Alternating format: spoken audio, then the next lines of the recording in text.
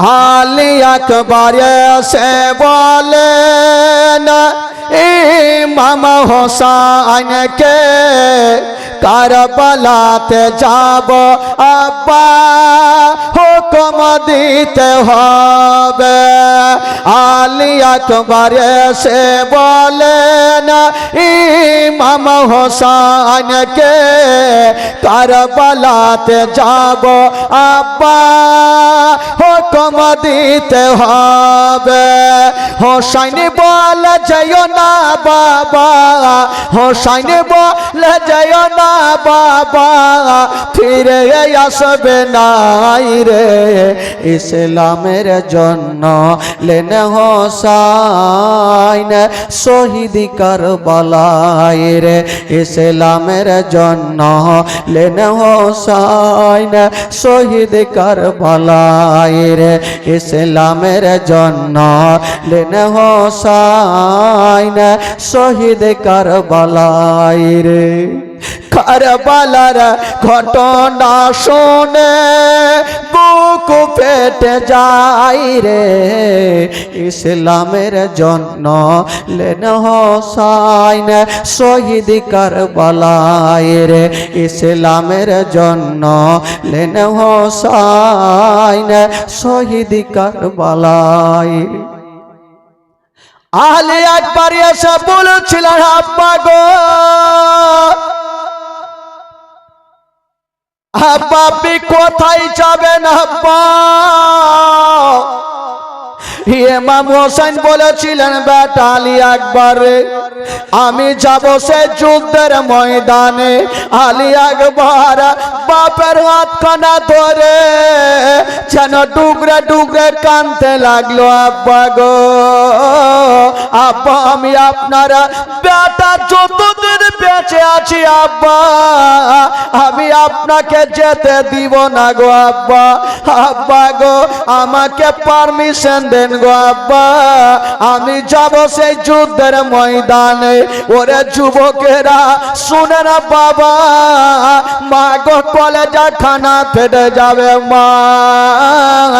ইমাম হোসেন বলেছিলেন বেটা রে, ওরে লাডলা দুলারা, ওরে কলেজার পারা, ওরে নয়নের তারা, আমি তোমাকে যুদ্ধের ময়দানে যেতে দিব না বেটা। যাকে যুদ্ধের ময়দানে পাঠালাম সে জীবিত ঘুরে আসেনি রে বেটা। আলী একবার বাপের হাত ধরে বলছেন আব্বা আমি আপনার বেটা থাকতে আপনাকে আমি যেতে দিব না গো আব্বা, আমাকে পারমিশন দেন আব্বা, আমি যাব সেই যুদ্ধের ময়দানে। আব্বা আমাকে পারমিশন দেন আব্বা, আমি যাব সেই যুদ্ধের ময়দানে। ইমাম হুসাইন সেদিন সবুরের পাহাড় হয়ে দাঁড়িয়ে আছেন বাবা। তাকিয়ে তাকিয়ে বেটা আলী আসগরের কবরখানা দেখছে, তাকিয়ে তাকিয়ে আউনো মোহাম্মদের কবরখানা দেখছে। তবু ইমাম হুসাইন চোখের পানি ফেলছেন না। সবুরের পাহাড় হয়ে 10ই মুহররমের দিনে শুক্রবারের দিনে দাঁড়িয়ে আছে বাবা গো। দিনটা সেদিন কি ছিল? শুক্রবারের দিন। ইমাম হোসেন আলী আকবরের হাতখানা ধরে বলছেন বেটা বেটা তুই আমার একমাত্র বেটা আছিস, আমি কখনো তোমাকে যেতে দিব না বেটা। বাবা গো কথা চলছে আর 22 বছরের বেটা জয়নাল আবেদী জ্বরে জ্বালাতে কাঁপতে কাঁপতে বাপের হাত ধরে ফেল বলছেন আব্বা গো, আব্বা আমার গায়ে এত জ্বর লেগে আছে আব্বা, আব্বা গো আমাকে পারমিশন দেন আব্বা, আমি যাব যুদ্ধের ময়দানে। বাবা গো একটু লক্ষ্য করেন, ধ্যান দেন বক্তব্যের দিকে। ইমাম আলিয়াস আকবর কি সেদিন বিয়ে বাড়ি যাওয়ার জন্য পারমিশন চাইছে? না রে বাবা না, ইসলামকে বাঁচানোর জন্য আলী আকবর নিজের গর্দান দিতে যাচ্ছেন আর বলছেন আব্বা গো আমি যাব সেই যুদ্ধের ময়দানে। আব্বা আব্বা গো এই যে 7 বছরের আমার বহিন সাকিনা যারে যার হয়ে কাঁদছে, আমি সাকিনার জন্য থাকতে পারি না আব্বা, আমার ভাইয়া জয়নাল আবেদিন কাঁদছে, থাকতে পারি না আব্বা, আমি যাবো আর যুদ্ধের ময়দানে জয় করাইয়া আমি ওই খিমার মধ্যেতে আমি আব্বা পানি নিয়ে চলে আসবো আব্বা। ইমাম হোসেন বলেছিল, বেটা ওরে বেটা তুমি যেও না রে বেটা, যেও না, যদি চলে যাও বেটা তবে জানি না তুমি ঘুরে আসবে কি আসবে না। তবে আলী একবার বলছেন, আব্বা গো আমি গিয়ে যদি ঘুরে না আসি তবে অসুবিধা হইবে না আব্বা, আর আপনি যদি ঘুরে না আসেন আব্বা তবে সারাটা জীবন অন্ধকার হয়ে যাবে।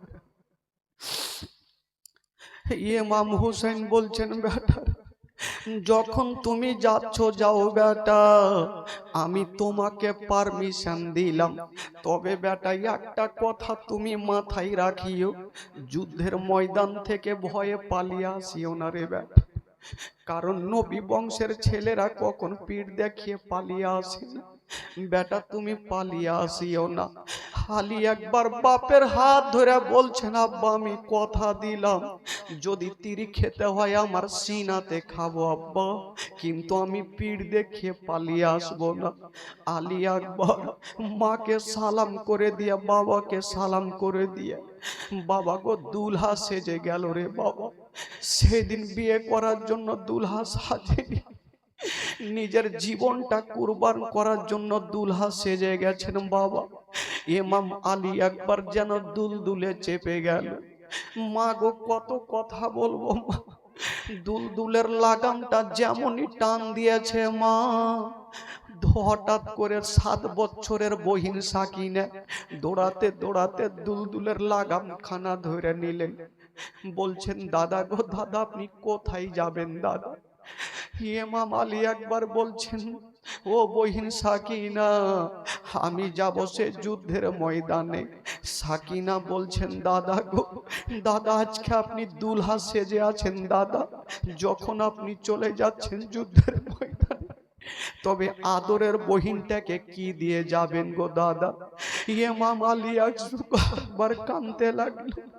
আজকাল কিছু প্রথা আমাদের মধ্যে আছে, যখন কোনো বড় ভাই বিয়ে করার জন্য যাবে, ছোট্ট ছোট্ট বেটিরা বহিনেরা ভাইয়ের সামনে আবদার করবে, ভাই আজকে তুমি বিয়েতে যাচ্ছ তবে আদরের বহিনটাকে কি দিয়ে যাবে? আলী একবার কাঁদতে কাঁদতে বলছে, বহিন আজকে তুমি আমার কাছে আবদার করেছো, তোমাকে না দিয়ে কেমন করে যাব? তোমাকে কোনোদিন খালি হাতে ঘুরাইনি রে, তবে বহিন তুমি একটু আমার পাশে চলে আসো। সাকিনা ভাবছেন আমি দাদার কাছে কিছু টাকা পাবো বা কিছু পাবো, কিছু উপহার পাবো। 7 বছরের বহিন সাকিনা দৌড়াতে দৌড়াতে দাদা যে দুলদুলে চেপেছিল পাশে দাঁড়িয়ে গেল, দাদা গো আমাকে দে। ইমাম আলী একবার বলছে, বহিন রে তোমাকে দিব, তোমার ওন্নাটা একটু আমার সামনে রাখো। সাকিনা ছোট্ট বহিন ছোট্ট ওন্নাখানা দাদার সামনে রেখেছেন। ইমাম আলী একবার একটু মুখটাকে নিচে করে 2 ফোঁটা চোখের পানি কোঁচাতে দিয়ে দিলেন, আর বলছেন, বহিন রে আজকে তোমাকে এটা ছাড়া আর কিছু দিতে পারলাম না, এ 2 ফোঁটা চোখের পানি তুমি যত্ন করে রাখি। সাকিনার দেরি করলেন না, ওন্নাখানাকে সামনে নিয়ে কাঁদতে কাঁদতে খিমাতে চলে গেছে। আলী একবার যেন বাবা গো কাঁদতে কাঁদতে দুলদুলে চেপে,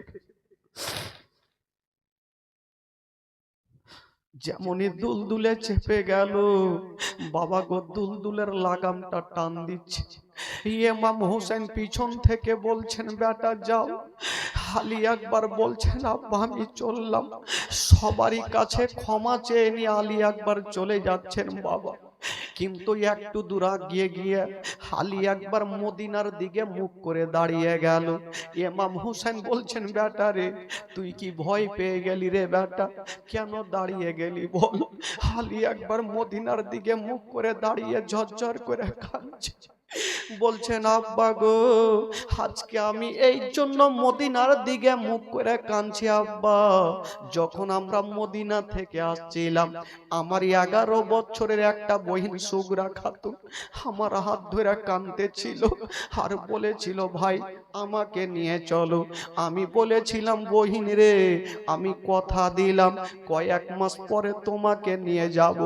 আজকে আমার বহিনের মনের কথাটা পূরণ করতে পারলাম, তার জন্য আমি মদিনার দিকে মুখটা করে আমার বহিনের কাছে একটু ক্ষমা চেয়ে নিচ্ছি। বহিনের কাছে ক্ষমা চাইছে বহিন সুগরা রে, আমি আর তোমার কাছে যেতে পারলাম না রে বহিন, আমাকে দাদা বলে ক্ষমা করে দিও। ইমাম আলী একবার জানে হয়তো আমি ঘুরে আসবো কি আসবো না, তার জন্য সুগরা খাতুনের কাছে কুফা শহর থেকে মদিনার দিকে মুখ করে ক্ষমা চাইছে। সবাই ভিতরে কাঁদছে খিমার মধ্যে, সাকিনা একদিকে কাঁদছে, জয়নাল আবেদিন একদিকে কাঁদছে, উম্মে কুলসুম একদিকে কাঁদছে, শহরবানু একদিকে কাঁদছে, জাইনাব একদিকে কাঁদছে, সবাই খিমার মধ্যে যারে যার হয়ে কাঁদছে। আর আলী একবার সবাইকে বিদায় দিচ্ছে আর বলছেন তোমরা চোখের পানি ফেলিও না, আমার জন্য দোয়া করো, আমি যেন ভালো অবস্থায় সেই কারবালার প্রান্তরে যুদ্ধের ময়দানে কামিয়াব হতে পারি।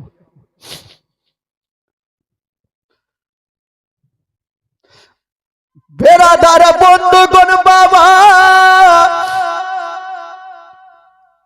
ইমাম আলী একবার যেন দুলদুল তাকে টেনে দিয়েছেন মা, যেমনই টেনে দিয়েছেন বাবা ওই দুলদুল এত গতি বেগে চলতে লাগলো, ওই দুলদুল বাবা ওই কারবালায় যুদ্ধের ময়দানে পৌঁছা দিল। যেমনই যুদ্ধের ময়দানে পৌঁছে গেছেন তবে বাবা ওই আলী আকবরের চেহারা আমার নবীর মতো দেখতে ছিল, এত সুন্দর ছিল চেহারা, নবী বংশের আওলাদ জান্নাতি ফুলালে রাসূল।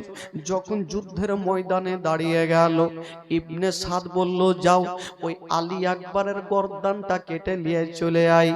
আলী আকবর বলেছিল ওরে ইবনে সাদের লোকেরা আমি হলাম ইমাম হোসেনের বেটা, ইমাম হাসানের ভাতিজা, আমি এক্ষুনি ওই ফোরাত নদীতে যাব, কে এমন মায়ের দুগ্ধ পান করেছো আমাকে বাধা দিয়া দেখাও। বাবা গো ইমাম আলী আকবর বলছেন ওরে দুলদুল রে দেরি করো না, আমাকে তাড়াতাড়ি করে ফোরাত নদীতে নিয়ে চলো, আমি ফোরাত নদীর পানি পান করব। ওই দুলদুল বাবা মা গো সোনার বাকুলে খানা পেটা যাবে মা, ওই দুলদুল বাবা গো একবার সামনে দেখলো একবার পিছনে দেখলো, সামনে দেখছেন 22,000 সৈন্য, ওই 22,000 সৈন্যর বুকের উপর দিয়া ওই দুলদুল চিড়তে ফাড়তে গিয়া ফোরাত নদীতে নেমে গেল। জোরে বলুন। যেমনই ফোরাত নদীতে নামলো বাবা গো 3 দিন থেকে যদি কেউ পানি পান না করে আর হঠাৎ করে যদি পানি দেখে বলুন তো তার দিলটা কতটা খুশি হবে। আলী আকবর পানির সামনে দেখেছেন, সঙ্গে সঙ্গে 1 চুল্লু পানি নিয়েছে পান করার জন্য। যেমনই পানি খানা পান করতে যাবে বাবা 2 নয়নে আলী আসগরের কবরখানা দেখে হাওনো মোহাম্মদের কবরখানা দেখে নিল। আলী আকবর বলছে ওরে পানি রে, এই পানি পানি করে আমার আলী আসগর শহীদ হয়েছে, আলী আসগরের হুলকুমে তীর লেগেছে, দুনিয়ার পানি তার কপালে জুটেনি। হাওনো মোহাম্মদ পানি পাইনি, মোহাম্মদ ইব্রাহিম পানি পাইনি, কি বলে আবুল কাসিম পানি পাইনি। ওরে পানি রে আমিও তোকে পান করব না। ফোরাত নদীর পানি বাবা ফোরাতে ফেলে দিলেন আর দুলদুলে চেপে গেল। যেমন দুলদুলে চেপে গেছে মা ওই দুলদুলে লাগামটা টেনে যেমনই নদী থেকে উপরে উঠে গেছে না বাবা, ওইদিকে দুশ্মনেরা দেরি করল না বাবা গো দড়িয়া চলে আসিল বল কি বলে আলী আকবরের কাছে আর বলছে আলী আকবর তুমি মরার জন্য তৈরি হয়ে যাও। আলী আকবর বলেছিল শুনো আমি মায়ের কাছে ক্ষমা চেয়ে চলে এসেছি, আব্বার কাছে ক্ষমা চেয়ে চলে এসেছি, একটা কেউ জিন্দা রাখবো না।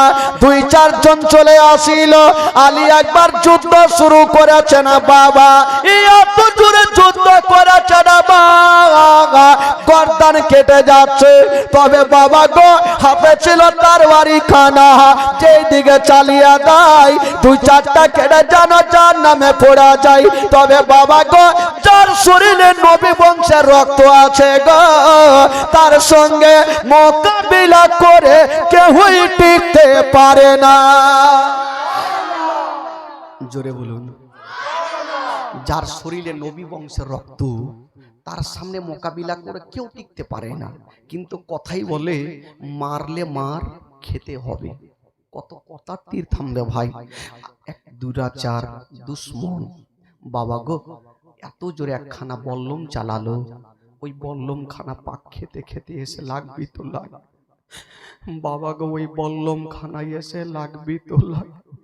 আলী আকবরের হাতে লাগলো না, পায়ে লাগলো না, ওই বল্লম খানায় এসে মা আলী আকবরের যেন চোখের মুনিতে ঢুকে গেল, যেমনই চোখের মুনিতে ঢুকে গেছে বল্লম খানাকে বার করে ফেলে দিয়েছে, একটা চোখ যেন বন্ধ হয়ে গেল। আলী আকবর বলেছিল ওরে দুশ্মনেরা একবার একজন একজন করে আমার কাছে আয়, আমি একটা কেউ জিন্দা রাখবো না। কিন্তু আলী আকবরের সামনে একাই একাই কেউ আসতে চাহে না। ইবনে সাদ বলল একটু আমরা মিটিং করে নি আলী আকবরকে কেমন করে মারা যাবে।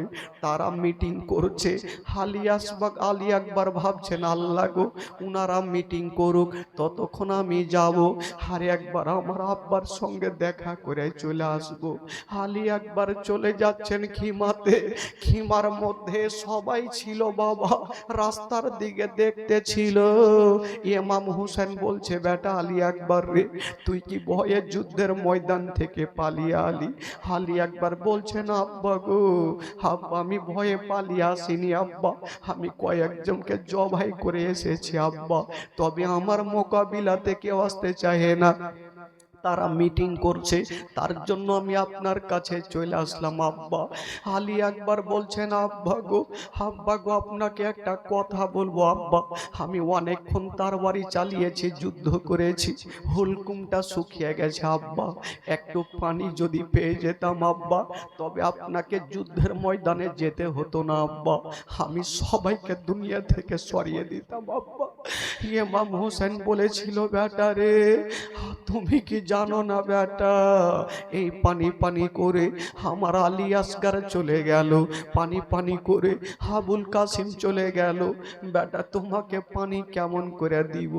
মার কাছে পৌঁছে গেল, মা গো মা তুমি আমাকে দেখো মা, মা আমি যুদ্ধ করে এসেছি বা পালিয়ে আসিনি মা, মা গো একটু পানি দিয়ে দাও মা। মা বলছে বেটারে পানি দিতে পারবো না, তবে বেটারে তোমাকে একটা কথা বলবো বেটা, একটা হাতের আঙ্গুঠি খুলে দিচ্ছেন বেটারে, যাও যাও এ আঙ্গুঠি খানা তুমি চুষে নিও বেটা, হয়তো অল্প পানি পেয়ে যাবে। পানির কাজ কি আঙ্গুঠিতে করতে পারে ভাই? সান্ত্বনা দেওয়ার জন্য বেটা আলী আসগারকে বুকখানে লাগাইয়া বলছে যা রে বেটা যা, আবার যেন যুদ্ধের ময়দানে চলে, যেমনই বাবা যুদ্ধের ময়দানে চলে গেছে না বাবা, যেমনই যেতে নাই মা ওই দুশ্মন দুরাচারেরা তাদের মিটিং হয়ে গেছে। আলী আকবর যদি চলে আসে আমরা একই সঙ্গে হামলা করে দিব বাবা গো, একই সঙ্গে তীর চালাতে লাগলো, যেই মতো বৃষ্টি বর্ষণ ওই বাবা সেই মতো তীর বর্ষণ করছে বন্ধুরা, হাতে লাগে পায়ে লাগে টেনে দেয়, মাথায় লাগে টেনে দেয়। এক দুশ্মন দুরাচার একখানা এত জোরে তীর চালালো, ওই তীর খানা এসে লাগবি তো লাগা, ইমাম আলী আকবরের হাতে লাগলো না, পায়ে লাগলো না, পেটে লাগলো না, ওই তীর খানা এসে আলী আকবরের কপালে লেগে গেল। যেমনই কপালে লাগলো আর দুলদুলে থাকতে পারলেন, দুলদুল থেকে নিচে চলে আসলো, জমিনে শুয়ে গেছে, আর উঠতে পারে। কিন্তু ইমাম আলী আকবর যে দুলদুলে এসেছিল, ওই দুলদুল ইমাম আলী আকবরের চতুর্দিকে ঘুরছে। আমার মালিক পড়ে গেছে, হুজুরকে কেমন করে নিয়ে যাব? ইমাম আলী আকবর বলছে, দুলদুল রে, আর তোমাকে ঘুরতে হবে না, চোখের পানি ফেলতে হবে না, যাও যাও আমার আব্বাকে আম্মাকে বলে দাও আলী আকবর যুদ্ধের ময়দানে কামিয়াব হয়ে গেছে। ইমাম আলী আকবর কাঁদছে, আর মুখ দিয়ে একটা ছন্দ বের হচ্ছে, যাও রে দুলদুল কইও রে খবর আমার মা জননী আর কান্দে না, যাও রে দুলদুল দিও রে খবর আমার মা জননী আর কান্দে না, মনের দুঃখ মনে রইল দুলদুল, মনের দুঃখ মনে রইল, মদিনা যাওয়া হলো না। ইমাম আলী আকবর কাঁদতে থাকলো, আরে দুলদুল সেইখান থেকে চলে গেল। তবে বাবা গো, ইবনে সাদ বলেছিল, ওরে লোকেরা, ওরে আমার লোকেরা শুনো, আলী আসকালী আকবরকে বাঁচিয়ে রাখা যাবে না, তোমরা এক কাজ করো, 22,000 দুলদুল আলী আকবরের উপরে চালিয়ে দাও।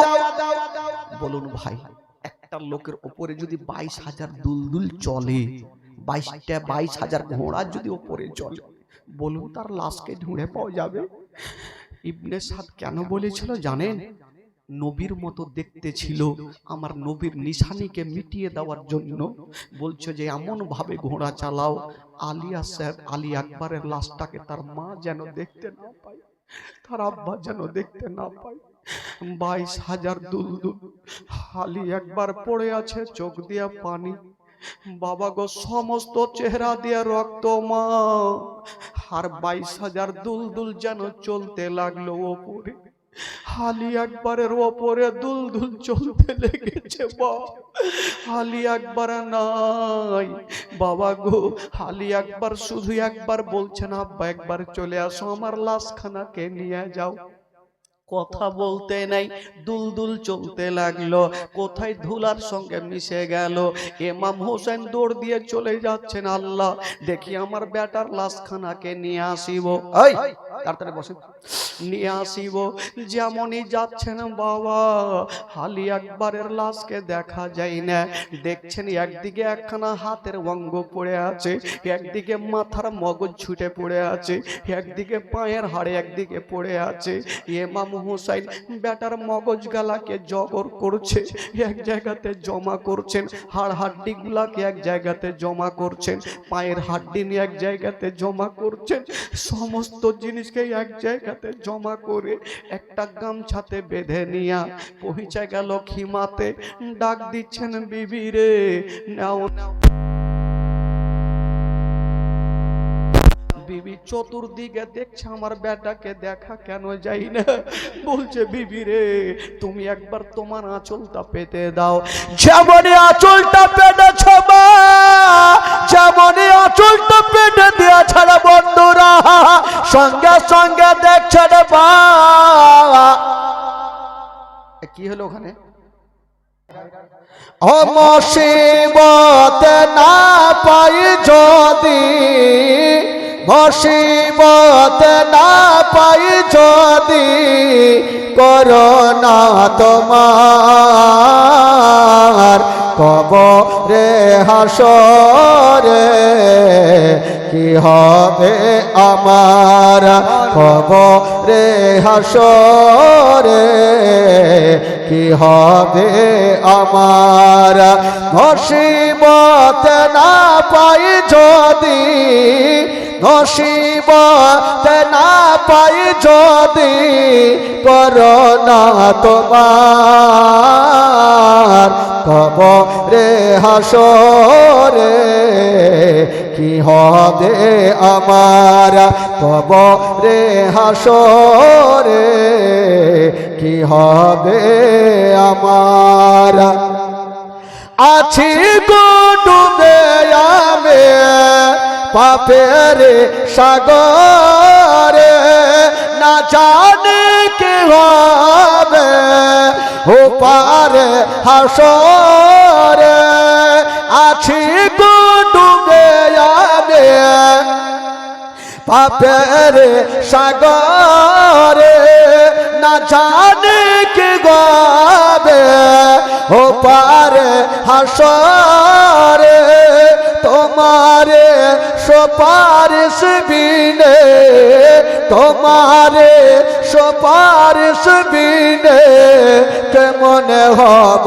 পার কবরে হাসরে কি হবে আমার কবরে হাসরে কি হবে আমার কবরে হাসরে কি হবে আমার আছি গো ডুবে আমি পাপের সাগরে না জানি কি হবে ওপারে হাসরে আছি গো ডুবে আমি পাপের সাগরে না জানি কি হবে ওপারে হাসরে তোমারে সুপারিশ বিনে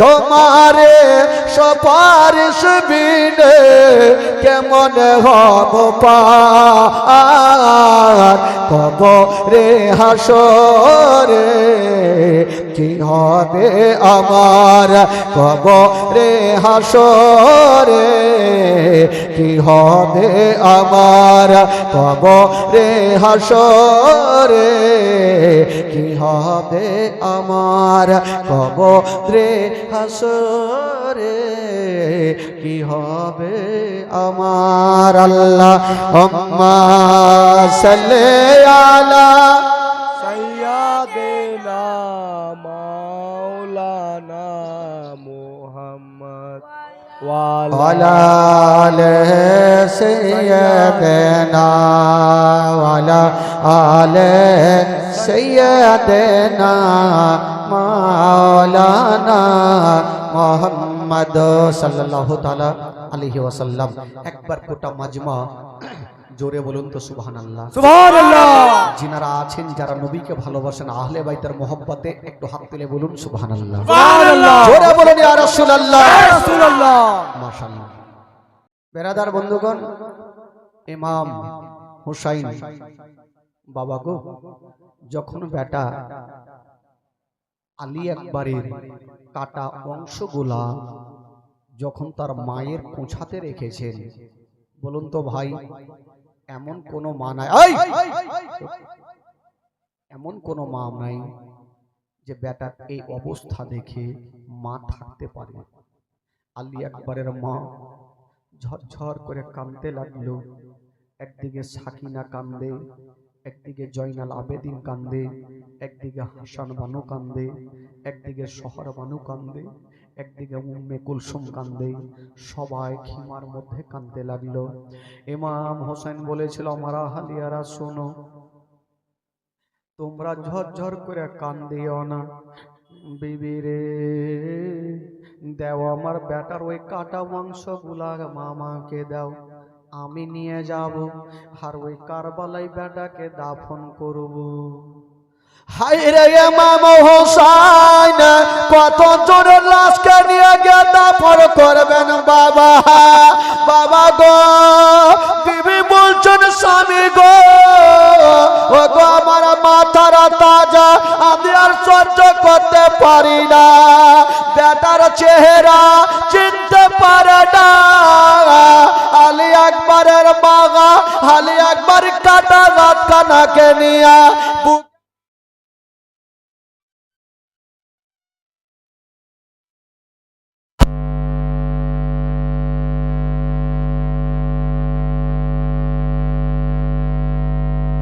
বেটারে আমি জানি তুমি যুদ্ধের ময়দানে কামিয়াব হয়ে গেছো বেটা। আলী আকবরের লাশখানাকে মা যেন বুকে লাগিয়েছেন বাবা, যেমনই বুকে লাগিয়েছেন মা। মা বলছেন স্বামী গো একবার আমার বেটারা ওই বডি খানাকে নিয়ে চলে যান আর কারবালাতে দাফন করেন। ইমাম হোসেন সবুরের পাগাড়া হইয়া বেটার লাশ খানাকে নিয়ে বডি গুলা দেখছেন বাবা, হাতের অঙ্গখানা মাথার এক টুকরো বাবা নিয়ে চলে যাচ্ছেন কারবালায়। যেই খান করে লম্বা করে সবাইকে দাফন করছে, আলী আকবরের জন্য একটা কবর তৈরি করা হইল। যেমন কবর তৈরি করেছে মা, আলী আকবরকে সেই কবরে রেখে দেওয়া হইল। তবে বেরাদার বন্ধুরা, আলী আকবর বেটার কবরখানা দেখছেন, ভাতিজার কবরখানা দেখছেন। আলী আকবরের দিলটা ফাটছে, তবু চোখের পানি ফেলছেন না। ওইদিকে ইবনে সাদ বলছে, ইয়াজিদের সৈন্যরা বলছেন, ও গো মা ফাতেমার বেটা হুসাইন, আর তো তোমার কাছে কেউ নাই, এবার তুমি যুদ্ধের ময়দানে আসার জন্য তৈরি হয়ে যাও। ইমাম হোসেন বলেছিল, ওরে ইয়াজিদের সৈন্যরা আমি অবশ্যই যাব, আমি যুদ্ধের ময়দানে যাব। তবে ইবনে সাদ বলেছিল, ও গো ইমাম হোসেন এখন তোমাকে ছেড়ে দিতে পারি যদি ইয়াজিদের হাতে হাত দিয়া তুমি মুরিদ হয়ে যাও। ইমাম হোসেন বলেছিল, ওরে ইয়াজিদের সৈন্যরা আমি জান দিয়া দেব, জীবন দিয়া দেব, কিন্তু আমি ঈমান যেতে দিব না। আরে গোলামানে মুস্তাফা জান দেने से नहीं डरते, सर कट जाए या रह जाए कोई परवाह नहीं करते। सुभान अल्लाह, জোরে বলুন सुभान अल्लाह। আমি জান দিয়ে দেব, জীবন দিয়ে দেব, কিন্তু ঈমান যেতে দিব না। আজকাল যদি আমাদের মধ্যে কেউ নামাজ আদায় করে আর দুটা শত্রু এসে যদি তরবারি নিয়ে দাঁড়িয়ে যায়, নামাজ ছাড় না হলে মারবো, ওই লোকটা নামাজ ছাড়বে কি ছাড়বে না ভাই ভয়? কিন্তু ইমাম হুসাইন কেমন ছিলেন বাবা, ইসলামকে বাঁচাতে নিজের আহলে আউয়াল সবাইকে কুরবান করে দিলেন।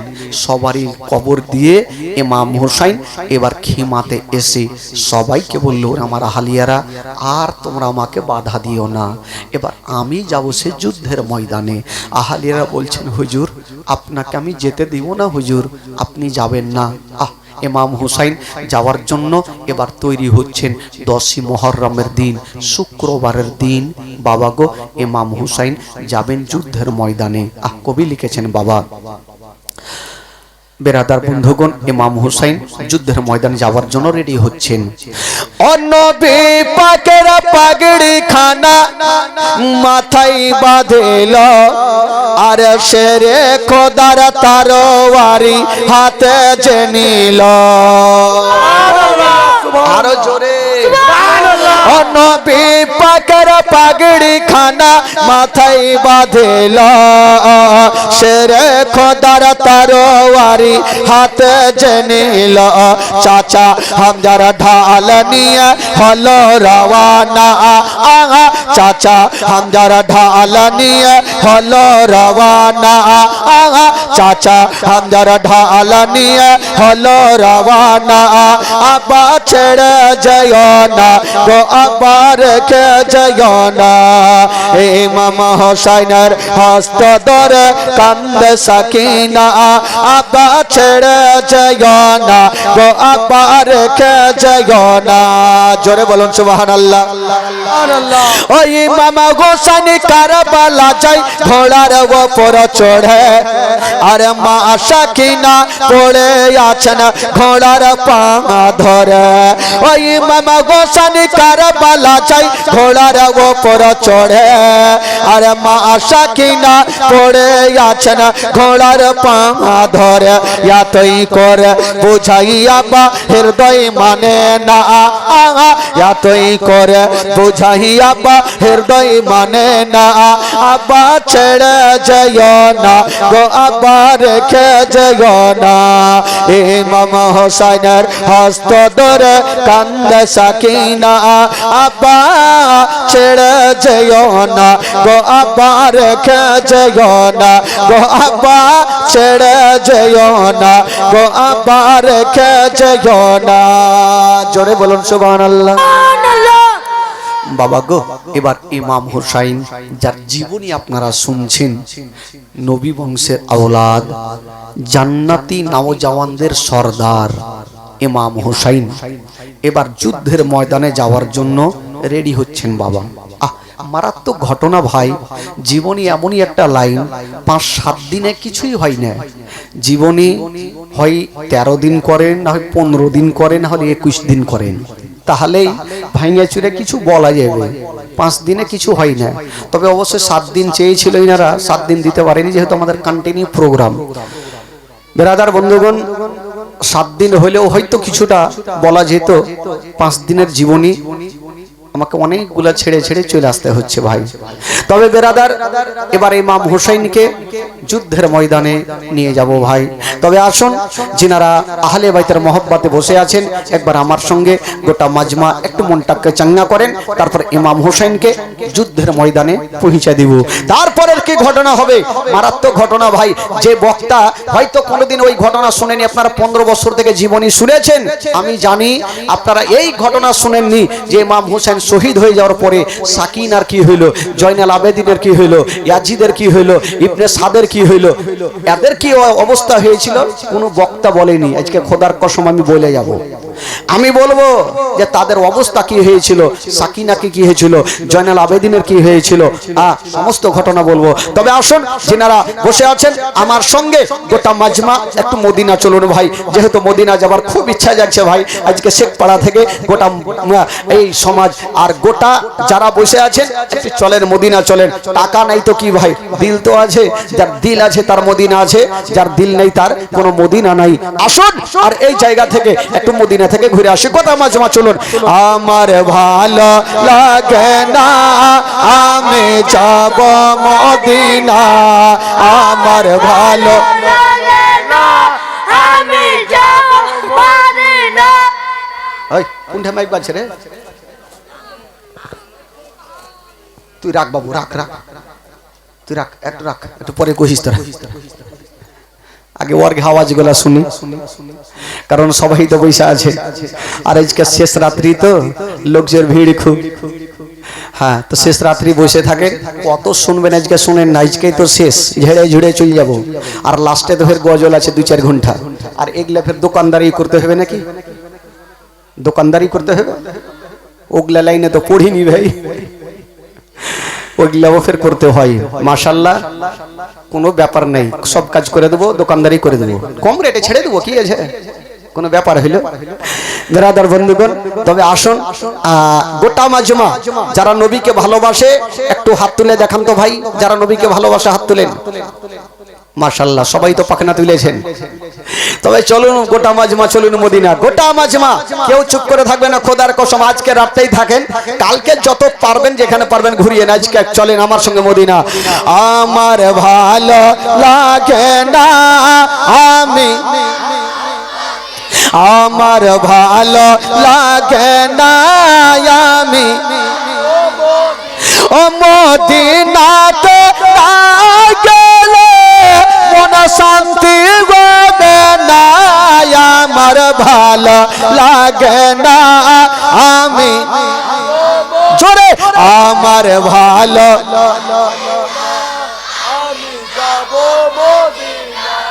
আগে মা আগে শব্দ মুখস্থ হয়ে গেল আর ডাকবে না যে আমাদের মুখস্থ হয়ে গেল সামনে বছর আমরাই জীবনী করব কত টাকা দিবার ফোন করে করে ডাকবো ভাই ডাকেন না ডাকেন কোনো ইচ্ছা নেই আপনারা বলতে পারলেই তো হলো আমরাও শুনতে চলে আসবো বাপরে রহিমা का बाप জীবনী করে হে আমরাই চলে আসবো দড়িয়ে দড়িয়ে যে শিখিয়েছি তো একজনকে চলো না ভাই মদিনা আমার ভালো লাগে না আমি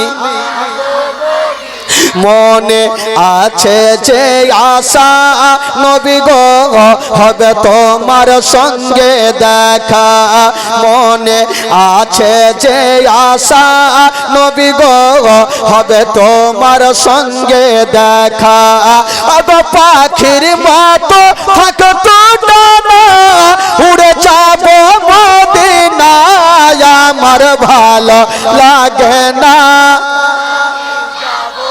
জোরে আমার ভালো পাঁচ ওয়াক্ত নামাজ যারা করিবেন আদায় পাঁচ ওয়াক্ত নামাজ যারা করিবেন আদায় ও নামাজ না পড়লে পরে নেকি মিলবে না আমার ভালো লাগে না আমি জোরে আমার ভালো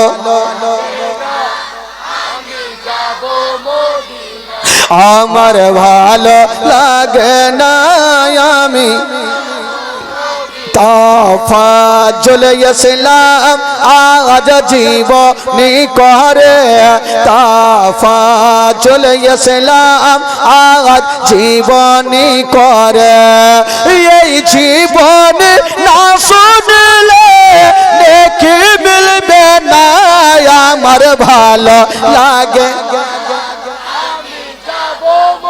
জোরে জোরে আমার ভালো আমার ভালো লাগে না আমি আমার ভালো লাগে না জোরে বলুন সুবহানাল্লাহ আরো জোরে বলুন সুবহানাল্লাহ বেরাদারান ইসলাম বন্ধুগণ ভাই বাবাজি একটু মনটা চাঙ্গা একটু পরে করবো আগে ঘটনাটা শুনেলেন কারণ মাঝে মধ্যে একটু দিতে হবে ক্যাপসুল না দিলে ফের ঘুমাইবে আর আমার জীবনী জালসাতে ভাই এমন কোনো লোক নাই যে ওর ঘুম লাগবে বাড়ি গিয়ে নিজেই পস্তাই বাড়ি 1 ঘন্টা বলতে তো ভালো ছিল ঘুম আসবে না ভাই কারণ আমার বক্তব্য এখানে না গোটা পশ্চিমবঙ্গের মোবাইলে চলে হ্যাঁ আপনাকে কালকে বলেছিলাম পশ্চিমবঙ্গের এমন কোনাতে নেই যে আমার বাজনা বাজে না আপনি স্ক্রিমওয়ালা বলেন আর টোটোওয়ালা বলেন আর ছাত্তাওয়ালা বলেন সব চলছে দাদা বন্ধুগণ বাবাজি তবে আপনারা আজকে দেখছেন আমি আপনাকে দেখছি আপনারা আমাকে দেখছেন ভালোবাসা আরো বাড়ছে তবে ভাই আচ্ছা বলুন তো জীবনী বলতে বলতে কোথা থেকে ছেড়েছিলাম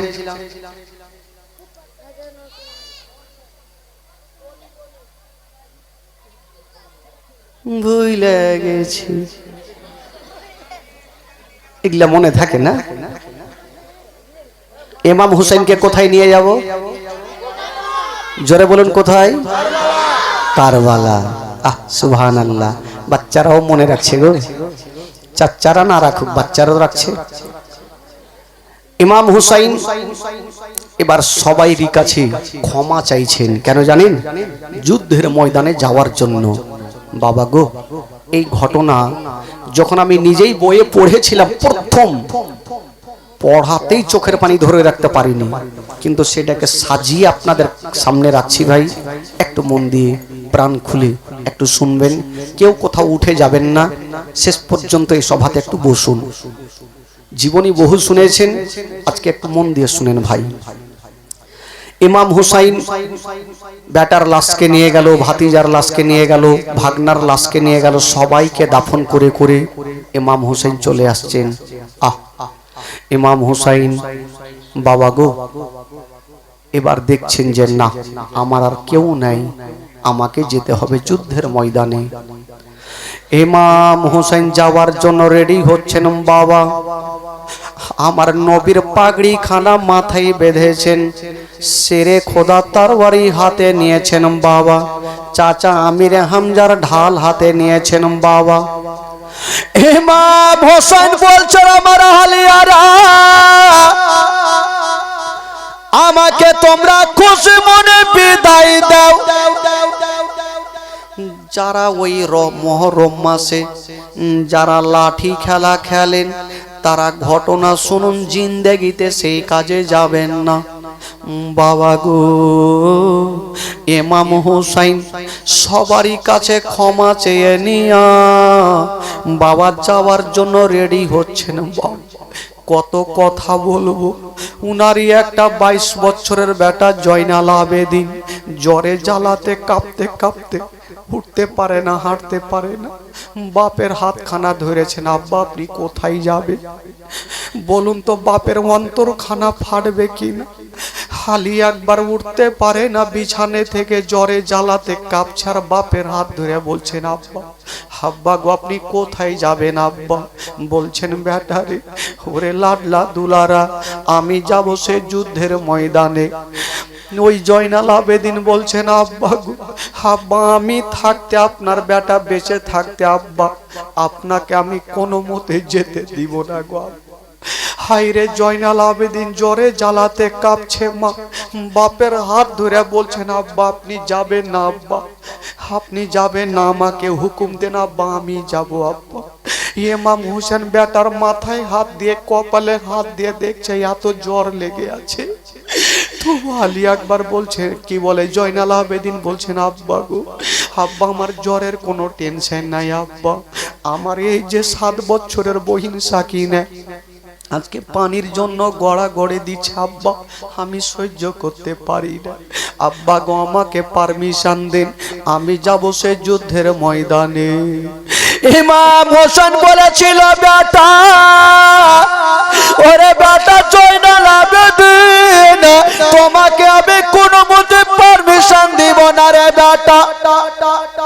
ওরে বেটা জয়নাল আবেদিন, যদি তুমিও চলে যাও বেটা তবে হোসাইনি সিলসিলা মিটে যাবে রে বেটা, তুমি যেও না, তুমি থাকো বেটা, আমাকে তোমরা খুশি মনে বিদায় দাও। 12 ইমামের এক ইমাম ইমাম হোসেন সমস্ত নওজওয়ানদের সরদার সবারই কাছে পারমিশন চাইছে রে বাবা, পারমিশন চাইছে, কিন্তু বেরাদার ইমাম হোসেন পারমিশন নিয়ে বাবা দুলদুলে চেপে গেল। যেমনই দুলদুলে চেপে গেছে মা, ওই দুলদুলের লাগামটা টান দিচ্ছে না বাবা, কিন্তু দুলদুল পাথরের মতো দাঁড়িয়ে গেল, এক কদম আগে বাড়ে না। মা কেন দুলদুল যায় না জানেন? দুলদুলের লাগাম টানছে, দুলদুল যায় না কেন? ওই 7 বছরের সাকিনে খিমার ভিতর থেকে কানতে কানতে চলে এসছে, আর দুলদুলের সামনের 2টা পা জড়িয়ে বুক খানে ধরেছে, আর বলছে দুলদুল রে আমার আব্বাকে নিয়ে যেও না রে দুলদুল, আমার আব্বাকে নিয়ে যেও না। ওরে দুলদুল রে, আমার আব্বাকে যদি নিয়ে যাও আমরা জগতে আর থাকতে পারবো না রে দুলদুল, আমার আব্বাকে নিয়ে যেও না।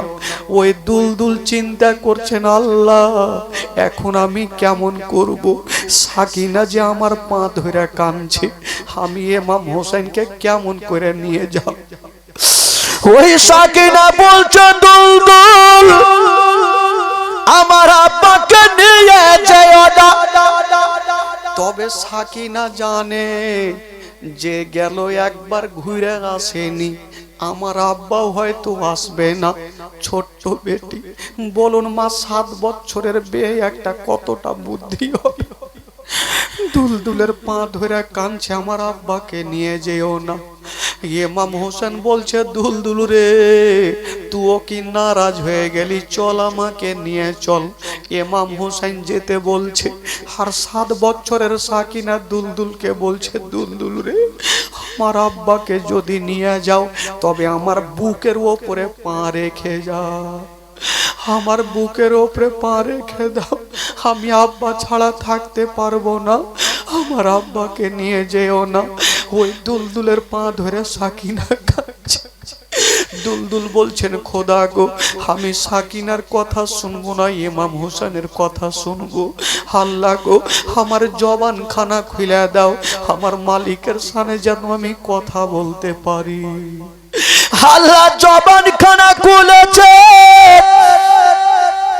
ওই দুলদুল বলছে, গো মা ফাতেমার বেটা মশাই, আপনি যদি আমাকে আগুনে ঝাঁপ দিতে বলেন আমি ঝাঁপিয়ে যাব, পানিতে ঝাঁপ দিতে বললে আমি ঝাঁপিয়ে যাব, মরণের কোনো ভয় করব না। তবে হুজুর আজকে আমি চলতে পারবো না। বলল, কেন রে দুলদুল? বলছে, হুজুর কেমন করে চলবো? আপনি আমার সামনে পায়ের দিকে একটু তাকিয়ে দেখেন। ইমাম হোসেন নিচে নজর করে দেখছে, মা 7 বছরের সাকিনা দুলদুলের জোড়া পা যেন দড়িয়ে দড়িয়েছে, আর বলছে, ওরে দুলদুল আমার আব্বাকে নিয়ে যেও না। ইমাম হোসেন সঙ্গে সঙ্গে দুলদুল থেকে নেমে গেল, আর বেটি সাকিনাকে টেনে যেন বুকখানে লাগিয়ে নিয়েছে। সাকিনা রে, তুমি কাঁদছো কেন মা, বলো। সাকিনা বলছেন, আব্বা গো, আব্বা আপনি যেন, আব্বা আপনাকে আমি যেতে দিব না, আব্বা আপনাকে আমি যেতে দিব না আব্বা। ইমাম হোসেন বলেছিল, বেটি রে, আমাকে খুশি মনে তুমি পারমিশন দাও মা, আমি যতক্ষণ পর্যন্ত যাব না ওই কারবালাই যুদ্ধ থামবে না। ইমাম হোসেন বেটিকে সান্ত্বনা দিচ্ছেন বাবা, কিন্তু 7 বছরের সাকিনার মনে শান্তি হয় না।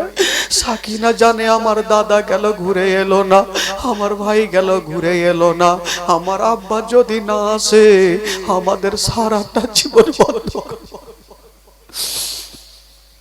হায়রে সাকিনা বলছেন, আব্বা আব্বা আপনাকে আমি কোনো মতে যেতে দিব না গো আব্বা।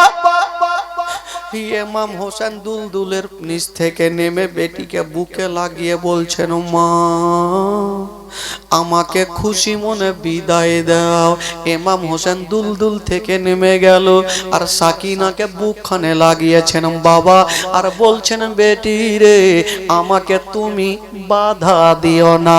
এই জন্য তো কবি লিখেছেন, বাবা হোসেনে বলে, শোনো বেটি শোনো সাকিনা রে, কারবালাতে যাব বেটি বাধা দেশে না রে।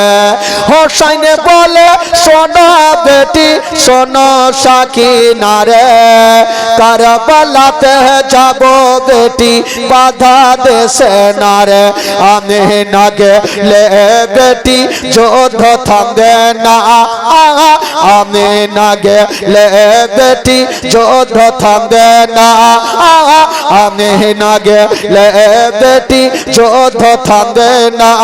বেটি বাধা দিও না গো, বেটি বাধা দিও না গো, বেটি বাধা দিও না গো, বেটি বাধা দিও না।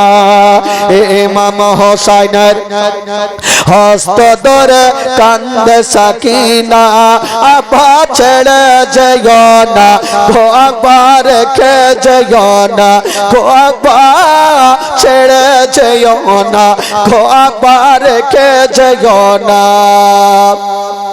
সাকিনা বলছেন, আব্বা আব্বা একটা কথা বলবো আব্বা। দেখেন 7 বছরের বেটি, কতটা আল্লাহ বুদ্ধি জ্ঞান দিয়েছে। আব্বার হাত ধরে বলছেন, আব্বা আব্বা গো, আপনি না গেলে চলবে না আব্বা। কেন রে মা? আব্বা যদি আপনি চলে যান আমাদের কি হবে আব্বা? কে আমাদেরকে বেটি বলে বুকে নিবে? কে আমাদের বুকখানে জড়িয়ে ধরবে? যার বাবা নাই তার তো দুনিয়াতে কিছুই নেই ভাই।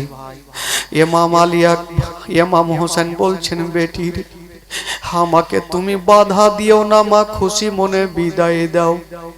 ইমাম হুসাইন বেটিকে সান্ত্বনা দিয়া ডাক দিচ্ছেন বহিন জাইনাবকে, ওরে বহিন জাইনাব তাড়াতাড়ি চলে আসো, আমার সাকিনাকে তুমি বুকখানে নিয়ে যাও। তবে বহিন জাইনাব রে একটা কথা বলি, আমি যদি ঘুরে না আসি তবে আমার বহিনকে কি বলে আমার বেটিকে রেখে গেলাম, আমার বেটিকে কষ্ট দিও না, আমার বেটিকে দুঃখ দিও না, আমার সাকিনাকে কষ্ট দিও না, আমার সাকিনাকে দুঃখ দিও না। জাইনাব বলছেন হুজুর আপনি এটা কেমন কথা বলছেন, আপনি কেমন কথা বলছেন, সাকিনা আমাদের কাছে থাকবে, আপনি কোনো চিন্তা করবেন না হুজুর, আপনি নিশ্চিন্তে যান, সাকিনাকে আমি আদর যত্ন করব, মার মতো ভালোবাসবো।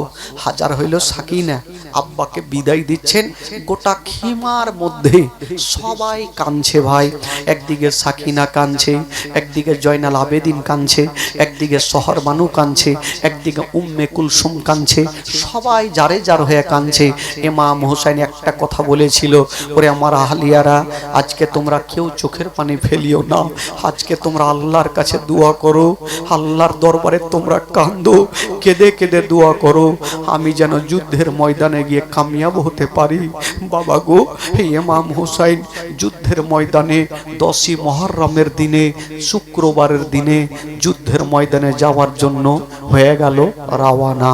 এই জন্য তো কবি লিখেছেন বাবা, ও 10ই মুহররম দিনে জুমারি ওয়াক্তে কারবালাতে ভেসে গেল হুসাইনের রক্তে। জোরে বলুন, আরো জোরে সুবহানাল্লাহ। ও 10ই মুহররম দিনে জুমারি ওয়াক্তে কারবালাতে ভেসে গেল হুসাইনের রক্তে। আজ সেদিন মোদের জগৎকে কান্দাই রে, ইসলামের জন্য লেনম সাইন শহীদ কারবালাই রে, ইসলামের জন্য লেনম সাইন শহীদ কারবালাই রে, ইসলামের জন্য লেনম সাইন শহীদ কারবালাই রে, ইসলামের জন্য লেনম সাইন শহীদ কারবালাই রে। কারবালাই নারে রিসালা ইয়া রাসূলুল্লাহ, নারে হায়দারি, আলে কারবালা জিন্দাবাদ। কারবালার ঘটনা শুনে বুক ফেটে যায় রে, ইসলামের জন্য লেনম সাইন শহীদ কারবালাই রে, ইসলামের জন্য লেনম সাইন শহীদ কারবালাই রে, ইসলামের জন্য লেনম সাইন শহীদ কারবালাই রে। আলী আকবর সে বলেন ইমাম হুসাইনকে কারবালাতে যাব, আব্বা হুকুম দিতে হবে, হুসাইন বলে যেও না বাবা ফিরে আসবে না রে, ইসলামের জন্য লেনম সাইন শহীদ কারবালাই রে, ইসলামের জন্য লেনম সাইন শহীদ কারবালাই রে, ইসলামের জন্য লেনম সাইন শহীদ কারবালাই রে। জোরে বলুন সুবহানাল্লাহ সুবহানাল্লাহ সুবহানাল্লাহ। ইমাম হুসাইন বাবা গো সবারই কাছে ক্ষমা চেয়ে নিলেন, সবাইকে ক্ষমা করে দিয়া যেন বাবা দুলদুলে চেপে গেল, যেমনই দুলদুলে চেপে গেল মা সাকিনা দূর থেকে বাপের চেহারা খানা দেখছে আর ভাবছেন আল্লাহ আমার আব্বা যেন ভালো অবস্থায় আমাদের কাছে ফিরে আসে। সাকিনার মা ইমাম হোসেনের বিবি দেখছেন আল্লাহ আমার স্বামী যাচ্ছে যেন ভালো অবস্থায় আমার বুকখানে ফিরে আসে। বাবা গো, সেদিন খিমার মধ্যে সব থেকে ছোট্ট বেটি সাকিনা শুধু বাবা খিমার মধ্যে গড়াগড়ি দিচ্ছে। আমার আব্বা মনে হয় ঘুরে আসবে না। জয়নাল আবেদিন জ্বরে জ্বালাতে এসে বহিনকে বুকে ধরেছেন। বহিন সাকিনা আল্লাহর কাছে দোয়া করো, আমার আব্বা অবশ্যই আমাদের কাছে ফিরে আসবে। সাকিনা বলছেন, দাদা গো কেমন করে মানবো দাদা, আমার ছোট্ট ভাই আলী আসগারের হুলকুমে ওই দুশ্মনেরা তীর মেরেছে, তাদের কপালে শিল মোহর লাগা আছে, তাদের দিলে কোনো দয়া নেই। আমার কি বলে ছোট্ট ছোট্ট বাচ্চারা যে গেল কাউকে ঘুরিয়ে পাঠালো না। আমার আব্বা যাচ্ছে বলি আমার মনটা কেমন কেমন করছে। বাবা গো, ছোট্ট বেটা বেটি যদি বাপকে দেখতে না পায় তবে মনটা মানবে না। কেমন করে মানবে গো? কোন বাবা যদি দিল্লি বোম্বাই যায়, ওই ছোট্ট বেটি যদি জানতে পারে আমার আব্বা ঘুরে আসছে, বেটি রাস্তার ধারে দাঁড়িয়ে থাকবে। বাপ যখন কাছাকাছি হবে, ওই বেটি কি করবে বাবা? ওই বেটি বাপের কি বলে বাপের চেহারা দেখবে না, বেটি বাপের হাতের দিকে দেখবে। আমার আব্বা আমার জন্য কিছু নিয়ে এসেছে কিনা, আমার আব্বা জামা নিয়ে এসছে, আমার আব্বা খেলনা নিয়ে এসছে, বেটি দৌড় দিয়ে যাবে আর বাপের হাত থেকে সবকিছু নিয়ে নিবে। ছোট্ট বেটি বেটা এই অবস্থা হবে। কিন্তু যার বাবা নাই, যার বাবা জগতে থাকবে না, ওই বেটি কার আশাতে থাকবে? ওই বেটি কার অপেক্ষা করবে? ওই বেটি কার জন্য দাঁড়িয়ে থাকবে? মা গো, যার বাবা মা জগতে নাই তার দুনিয়াতে কিছুই নাই। সাকিনা কাঁদছেন আর বলছেন, দাদা গো আমার আব্বা চলে যাচ্ছে, জানি না ঘুরে আসবে কি আসবে না। সবাই কাঁদতে থাকলো আর ইমাম হোসেন দুলদুলের লাগামটা টেনে দিয়ে চলতে থাকলো। সবাই কি বলে দিল, ভালো থাকো, সবাই সুখে থাকো, তোমরা চোখের পানি ফেলিও না, আল্লাহর দরবারে তোমরা দোয়া করো, কোরআনে পাক তেলাওয়াত করো, তোমরা বাড়িতে ফাতিহা করো। এই কথা বলে দিয়া ইমাম হোসেনের দুলদুল এত জোরে চলতে লাগলো। বাবা গো, ইমাম হোসেনের দুলদুল চলতে চলতে ওই যেন 10ই মুহররমের দিনে ওই যুদ্ধের ময়দানে পৌঁছে গেল। যেমন যুদ্ধের ময়দানে পৌঁছে যাওয়া, ইবনে সাদ বলল, ইয়াজিদের সৈন্যরা বলল, ইবনে সাদ বলল এক কাজ করো, এবার ইমাম হোসেন চলে এসেছে, এবার সবাই তোমরা 22,000 সৈন্য তৈরি হয়ে যাও, সবাই তৈরি হয়ে যাও।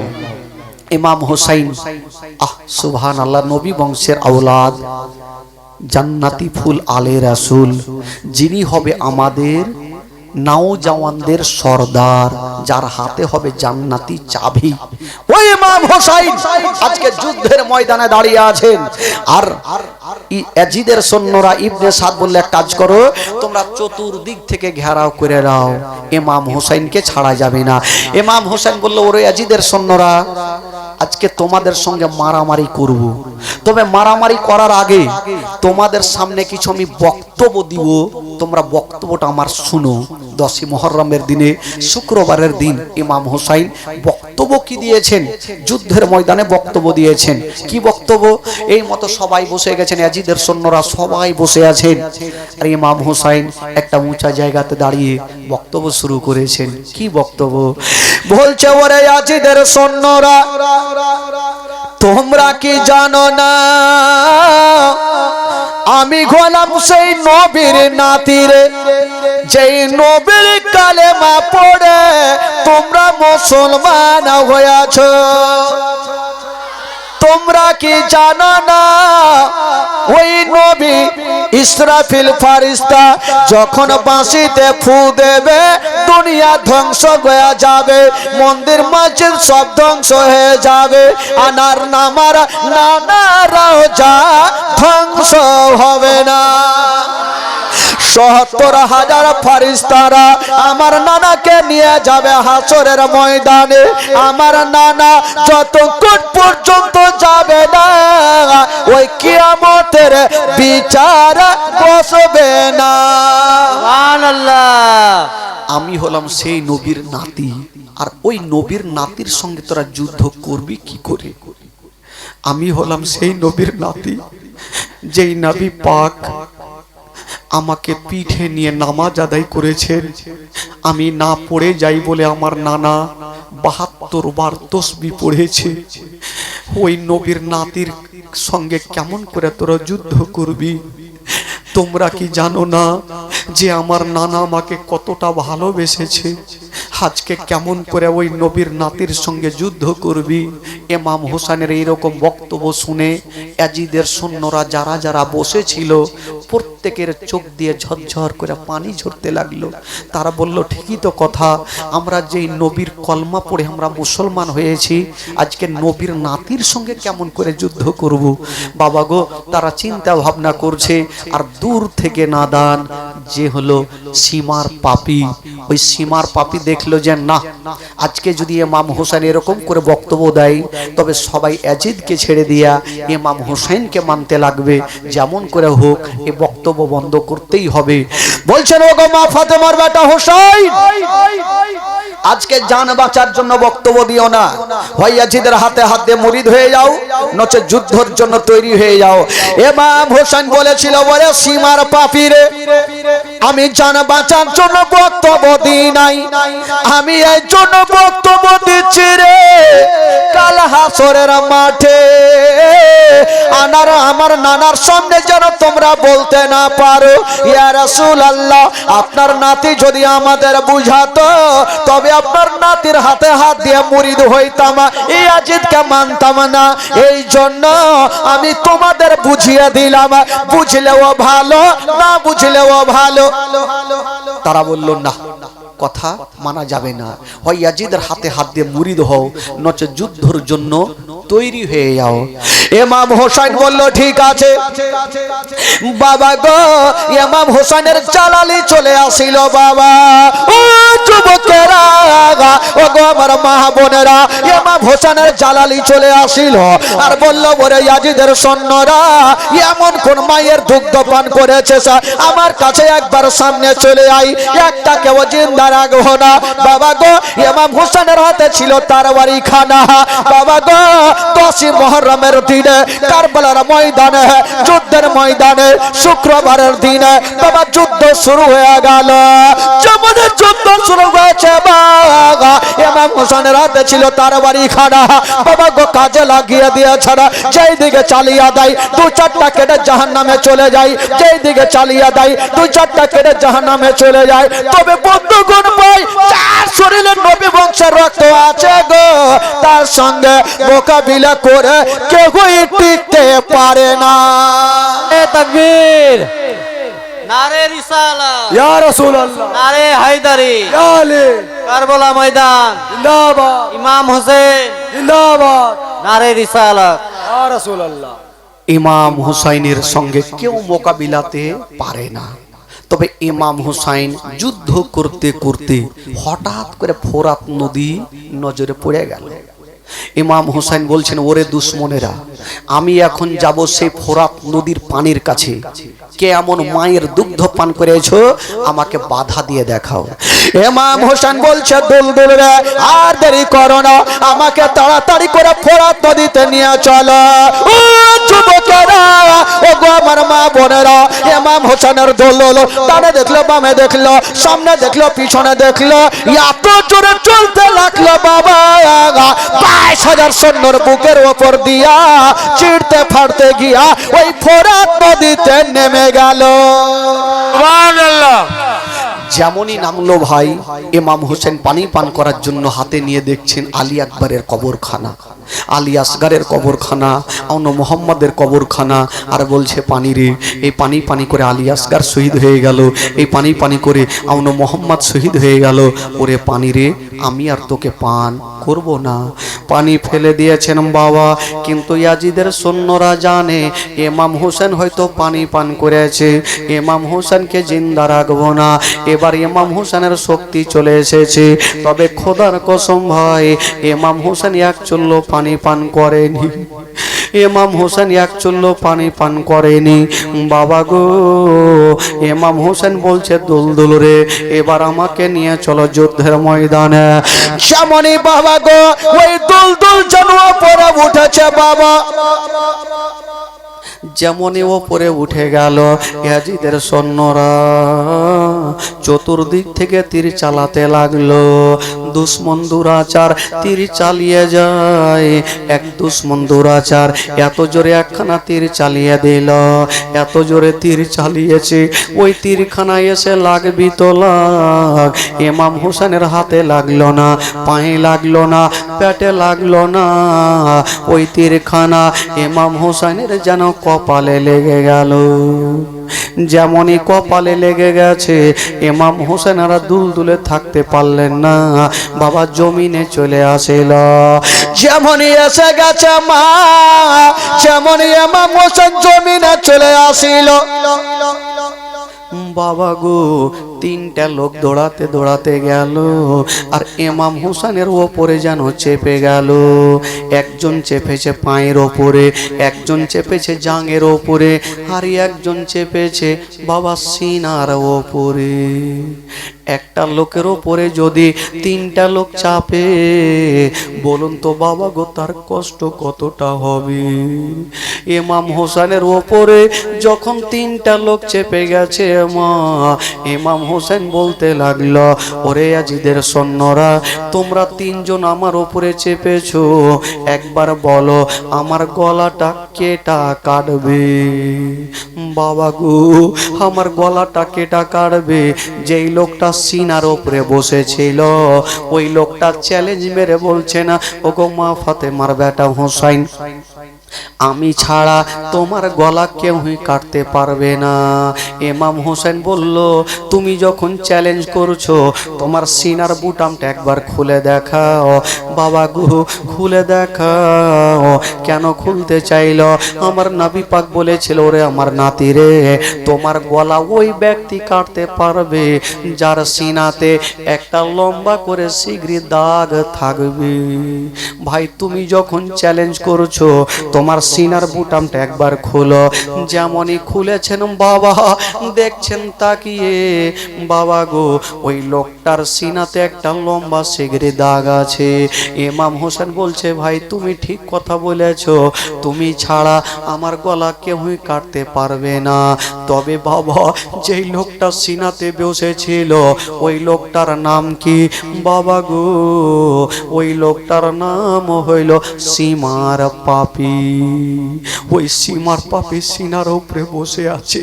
ইমাম হোসেন বলল, ওরে সীমার রে, তবে দেরি করো না, তুমি আমার কি বলে হুলকুমে ছোরা চালাবে? বলল হ্যাঁ চালাবে। তবে সীমার রে, আমাকে আমার গলাতে ছোরা চালাবার আগে আমাকে 5টা মিনিট সময় দিয়ে দাও। বলল কেন সময় দিব? বলল সীমার রে, এখন তুমি বলো এখন টাইম কটা বাজে? তখন তো ঘড়ি ছিল না যে টাইম বলে দেওয়া যাবে। সীমার কানটা খাড়া করে শুনছেন বাবা, কুফার জুমা মসজিদে যেন জুমার আজান হচ্ছে। সীমার পাপি বলল, ওগো মা ফাতেমার বেটা হোসাইন, এখন শুক্রবারের দিন আজান হচ্ছে। ইমাম হোসেন বলল, সীমার রে, আমাকে 5টা মিনিট সময় দিয়ে দাও।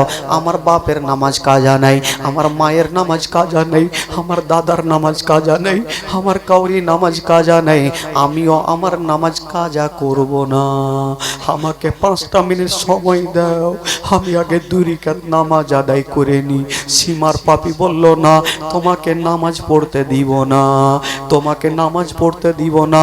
কিতাব লেখক লিখছেন বাবা ইমাম হোসেন পাছড়া পাছড়ি করে 2 রাকাত নামাজ আদায় করলেন। নামাজ পড়েছে না বাবা, আর বলছো সীমা রে, এবার তুমি তার ছোরা চালাও। সীমার ছোরা চালাতে আরম্ভ করেছেন বাবা।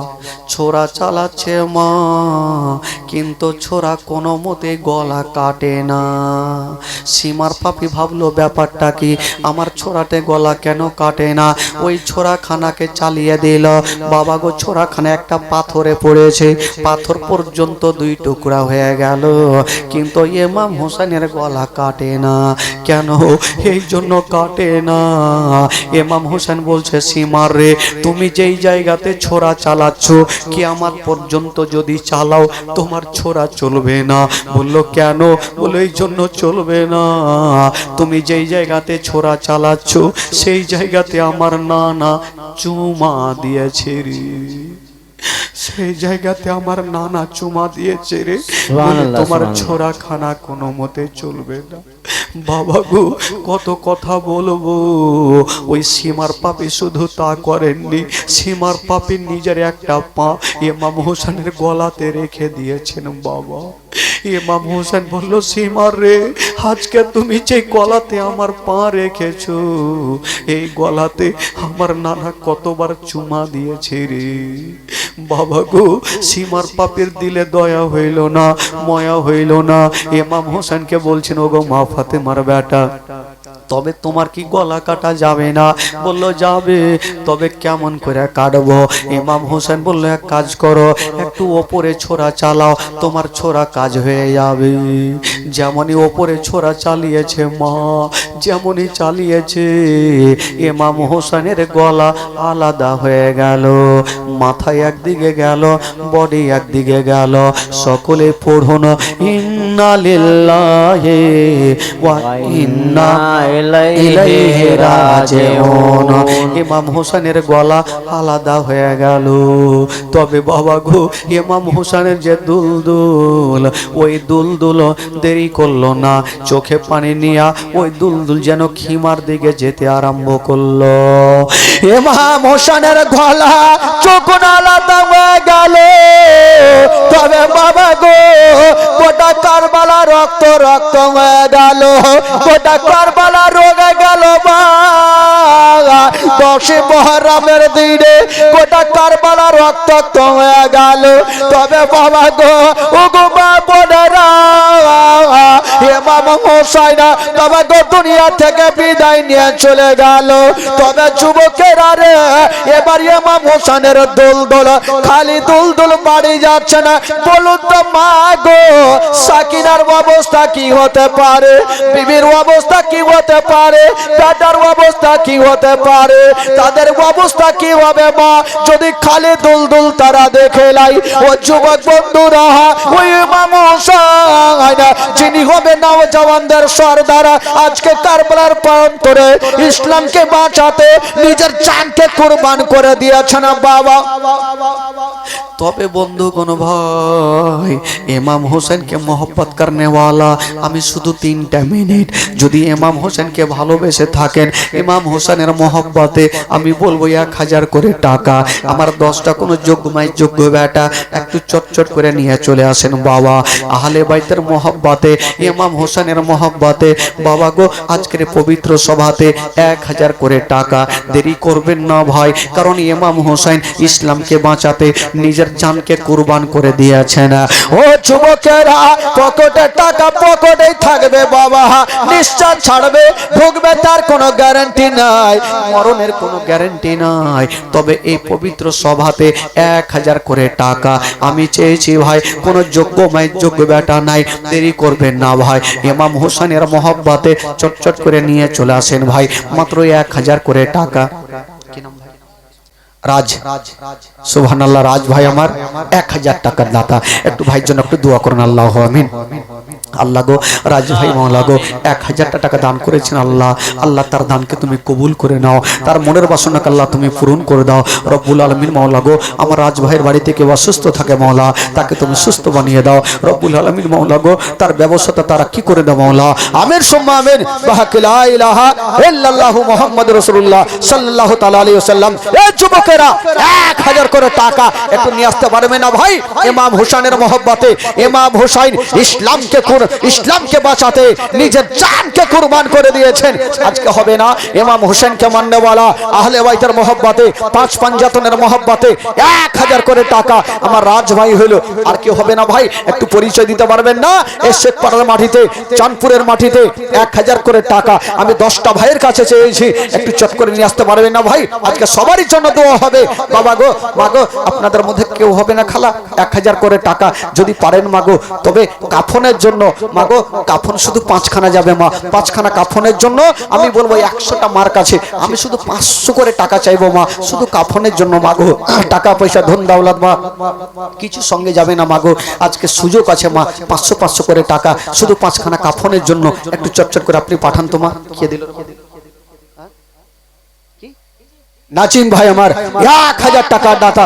নাজিম ভাই 1000 টাকা। নাজিম ভাই 1000 টাকার দাতা। সুবহানাল্লাহ। কে দিল রে বাবু? আপিয়া ইয়া আলী, ইয়া আলী। আগে মাগে সুখা সুখা ভিজা লাগাই তাও হয়। হ্যাঁ, ফের মুখে পট্টি বেঁধে খুলো ভাই খুলো। হ্যাঁ খুলো, হ্যাঁ লাগাইলে খুইলা লাগাও, হ্যাঁ উড়িয়ে দিতে হবে। বেরাদার ইসলাম বন্ধুগণ, মাত্র 3টা মিনিট, তারপর একটা মারাঠি গজল হবে। এ খালা লক্ষ্মীর ভান্ডার শেষ হয়ে গেছে, কালকে বলেছিলাম লাইন দিতে বলেছিলাম, ব্যাংকে লাইন দেওয়া হয়নি। 500 করে টাকা কমিটি ভাই আপনার যান, একটু বড় বড় বস্তা গালা নিয়ে যান, বস্তা লিয়ে আসেন, টাকাটা সেমটা লিয়ে আসেন, চট করে লিয়ে আসেন। আর ততক্ষণ একটা ইংরেজি গজল হয়ে যাক, চাদরটা চলে আসবে, দোয়া করব, বাবা গো বিদায় নিয়ে চলে যাব। তবে 1000 করে টাকা আমি চেয়েছিলাম 10টা ভাইয়ের কাছে, মাত্র 2টার কাছে পেলাম ভাই। আর হবে না গো, পিছন থেকে একটা কোন যোগ্য মাই যোগ্য বেটা নাই 1000 টাকা দেনে বলা, একটু হাত তুলেন তো ভাই। আছেন কেউ? কোন খোদার বান্দা একজন আহলে বাইতের মহব্বতে, 5 পাঞ্জাতনের মহব্বতে একজন ভাই হবে না 1000 টাকা দেনে বলা? উঠান দেখি হাত, তার জন্য দোয়া করে দেব ভাই। একটা কোন ভাই যদি পারেন 1000 টাকা দেনে বলা, চট করে দেখান যে মাওলানা সাহেব আজকে শেষ রাত্রিতে আমি 1000 টাকা দিলাম, একটু দোয়া করে দেন। আজকে সবারই জন্য দোয়া হবে ভাই, যেহেতু রাত্রি 12টা অলরেডি হয়ে গেল। হুজুর এখানে বসেন, এখানে বসেন, একজন লিয়েছেন লিয়েছেন কটি আছে? আগে মাগে কি নাম মা? হ্যাঁ সুক্তারা। সুবহানাল্লাহ, মা বেঁচে আছে? আচ্ছা আচ্ছা, সুক্তারা নিজের মায়ের নামে 2000 টাকা। জোরে নারে লাগা, নারে তাকবীর, নারে রিসালাত, নারে হায়দারি। 2000 টাকা যোগ্য মাই যোগ্য বেটি। সুবহানাল্লাহ, নিজের মায়ের নামে সুক্তারা বিবি 2000 টাকা দান করেছেন। দেখেন বেরাদার, কত মা বোনদের দিলে দয়া ময়া আছে। খালাগে আপনাদের দিলে দয়া ময়া কিছু নেই গে খালা, একটু চটচট করে দিয়ে পাঠান খালা। 500 করে টাকা সুক্তারা বিবি নিজের মায়ের জন্য 2000 দিয়েছেন। আর কেউ নেই যে নিজের শ্বশুর শাশুড়ির লেগে 1000 টাকা দিবেন? শ্বশুর শাশুড়ির লেগে কেউ 1000 টাকা করে দিতে পারবে না খালা? শ্বশুর শাশুড়িকে কেউ ভালোবাসেন না? একটু চট করে পাঠান তো, তাহলে বুঝা যাবে যে শ্বশুর শাশুড়িকে কে ভালোবাসে। বাবা গো, মা বোনদের তরফ থেকে 2000 আসলো, আর আপনাদের মধ্যে একটা কেউ হবে না 2000? একটা কেউ হতে পারবেন না? আজকে শেষ রাত্রি, শেষ দোয়া, শেষ ফাতিহা বাবা গো। তবে জোর করব না, আজকে মন খুলে প্রাণ খুলে একটা কোন খোদার বান্দা 2000 টাকা আহলে বাইতের মহব্বতে একটা উঠান তো হাত দেখি, দেখি একজন ভাই আমার হবেন 2000 টাকা চট করে হাত তুলে বলেন, হে মাওলানা সাহেব আজকের এই পবিত্র সভাতে শেষ রাত্রিতে আমি 2000 টাকা আজকে দান করলাম। আছেন ভাই একজন কেউ আছেন? দেখি একটা কোন ভাইয়ের থাকলে একটু দেখেন তো।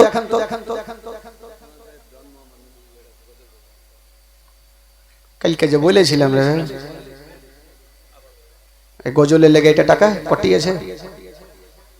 ও জন্ম আমার নবীর যুগে গজলে লেগা মোটামুটি আছে এখানে 500 920 টাকা, আর 100 টাকা জুটলো না। হ্যাঁ, কে দিয়ে পাঠিয়েছে ভাই? 3 জন মিলে। আচ্ছা, 3 জন মিলে দিয়েছে। যাক দিয়েছে তো, হ্যাঁ। তবে একটা কে হবে না ভাই, 2000 টাকা একটা কে হইল না, একটা কেউ নেই 2000 টাকা দেনে বলা কোন ভাই। খালাগে আপনাদের মধ্যে 500 টাকা করে চেয়েছি খালা, শুধু 5খানা কাফনের জন্য, 5খানা কাফনের জন্য 500 করে টাকা একটু পাঠান তো, ছোট্ট বাচ্চার হাতে একটু পাঠান তো খালা, চটচট করে পাঠান, দেরি করিয়েন না, শুভ কাজে দেরি করতে নাই। 500 করে টাকা একটু চটচট করে পাঠান বাবা গো। তবে আপনাদের মধ্যে একটা কোনো ভাই আমার হবেন ভাই গো, 786 টাকা একটা কেউ আছেন? 786 উঠান দেখি হাত, চলে আসেন দৌড় দিয়ে। আরে শুভ কাজে দেরি নেই ভাই, 786 টাকা একজন কোন যোগ্য মাই যোগ্য বেটা, এতগুলো আমার ভাই আছেন, রাত্রি 12টা বাজে, একটা কোন ভাই হবেন? 786 টাকা দেনে বলা, একটু চট করে বলুন তো দেখি, তার জন্য দোয়া হয়ে যাবে। কোন ভাই যদি পারেন 786 টাকা একটা ভাই একটু চট করে নিয়ে চলে আসেন। তবে বলছিলাম বাবা গো, কেউ যদি মনে করছেন যে আমি হয়তো অল্প দান করব, কম দান করব, আহলে বাইতের মহব্বতে আমি 500 টাকা দান করব, সেটাই আমার আল্লাহ খুশি হয়ে যাবে। তবে 500 করে টাকা আমার 10টা ভাইয়ের কাছে চাইবো বাবা গো। কোরআনে পাক হচ্ছে 30 পারা, প্রথম পারার জন্য 500 টাকা একটা কেউ হাত তুলেন তো চট করে। প্রথম ব্যক্তি কি হবে? দুনিয়াতে ঝামেলা আছে, আল্লাহর কালামে কোনো ঝামেলা নাই, 500 টাকা একটা কেউ হাত তুলেন তো ভাই চট করে দেখি, আছেন কেউ? কোন ভাই? ওই যে একটা হাত তুলেছেন, সুবহানাল্লাহ, 300 টাকা হাত তুলেছেন। আমি জানি আল্লাহর কালামের কথা বললে অবশ্যই হাত তুলবেন। 500 টাকা কি নাম? আনারুল শেখ 500 টাকার দাতা, আনারুল শেখ 500 টাকার দাতা, নিয়ে আসেন ভাই 500 করে টাকা। এই যে 786 টাকা, তবে ঘুরিয়ে দিতে হবে হুজুর, ওকে মনে হয় ঘুরিয়ে নিয়ে কি করবে রে ভাই, ওটিও দিয়ে দাও, হ্যাঁ ঘুরিয়ে কে হুলে কটিয়েছে 300, জলদি যা মাকে বল, ও লিলে না যে হাই রে সোনা রে কইল রে, ঘুরিয়ে লিয়ে লাভ আছে। 300 টাকা দিয়েছে এদিক থেকে আমার মা বোনদের তরফ থেকে। তবে 500 করে টাকা এই যে আরেকজন ভাই আমার দিয়ে গেল। তবে 3টা হলো ভাই, আমি চেয়েছিলাম মাত্র 5টা, যেহেতু নামাজ হচ্ছে 5 ওয়াক্ত নামাজ, আর একজনকে হবে না 500 টাকা উঠান দেখি, একজন মহব্বতে ভালোবাসা দিয়ে 500 টাকা চট করে হাত তুলেন দেখি। কোন এমন ভাই আছেন? আজকে আমার অনেক ভাইরা এসেছেন, মাশাআল্লাহ প্যান্ডেল ফুল। মা বোনদের তরফে বলবো যে মাগো আপনাদের মধ্যে 500 টাকা একটাকে হতে পারবেন খালা? 500 টাকা খালা সোনা কই যে এত সুন্দর করে আম্মা বলছে দিলে ময়া হয় না। টাকা দিয়েছে রে বাবু, কত দিলে? কই টাকা কই দাও, ওর কাছে আছে। আমি ভাবছি টাকা বহুত আসবে, কিন্তু আর দিবে না, আর 10 টাকা 5 টাকা যেগুলো আইসক্রিম খাবে চাইছে ওইগুলোই দিবে। হ্যাঁ হ্যাঁ, যদি কেউ মনে করেন যে ফোন পে দিব তো ওইটাও দিতে পারেন। ফোন পে দিবে আছে? আসো ভাই ফোন পে লিব, আইসো আইসো। আর একজন দিয়ে গেছে, সুবহানাল্লাহ। তবে 4টা হয়ে গেল ভাই, 4 জন হলো, আর মাত্র একটা বাকি থাকলো। আর একজন হয়ে যাবে না চট করে? আর 500 টাকা চট করে আর একজন হয়ে যান ইনশাআল্লাহ আজিজ। টাকা দিয়েছে কই টাকা?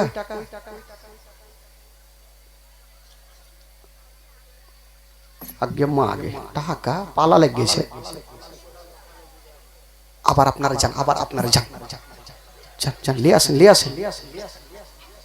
হ্যাঁ 500 টাকা একজন দিয়েছে। আচ্ছা একজন দিয়েছে 500 টাকা। ফোন পে দিবে কত? 2000। আগে মা আগে আমার নাম্বার দিয়ে দিলে তো ফের মুশকিল আছে, ঘুরিয়ে পাবে না। লিয়ে ভাই যাবো, কমিটি নাম্বার দেন। ওই যে যাও ভাই, ওই ভাই, আহারে সোনা রে,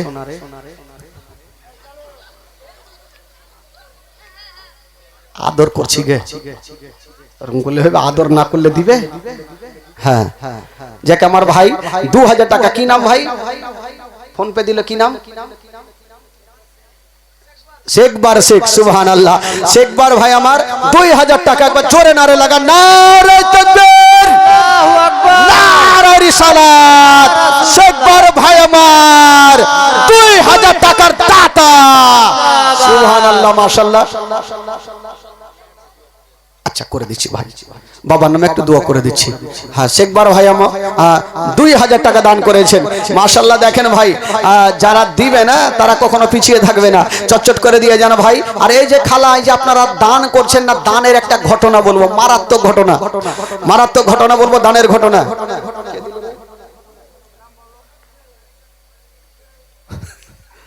দুলালের বউ তোকে দেখে তো স্টাইল স্টাইল লাগছে রে। দুলাল সাহেবের স্ত্রী, জয়নাল সাহেবের স্ত্রী নাকি? তো 500 টাকা দিয়েছেন খালাকে। পাঠান না খালা, পাঠান পাঠান, দেরি করিয়ে না, চটচট করে পাঠান। কত সুন্দর করে আম্মা বলছে ওদের দিলে ময়া হয় না, স্বামী স্ত্রী ঘুমিয়ে আছেন, দেখেন সন্তান হয় না। তো স্বামী বলছে বিবি রে কি হলো, একটা ছেলে যদি থাকতো তো কত আব্বা বলে ডাকতো, মনটা ভরে যেত। তো বিবি বলছে স্বামী গো হ্যাঁ সত্যি কথা, একটা বেটা থাকতো আমাকে আম্মা বলে ডাকতো, মন ভরে যেত। তো স্বামী মোটা বুদ্ধি, ও বলছে বিবি রে তুমি তো মা শুনতে পাচ্ছ না, আমি আব্বা পাই না, আজ থেকে তুই হাকে আব্বা কো, আমি তোকে মা কহছি। তো আস্তাগফিরুল্লাহ।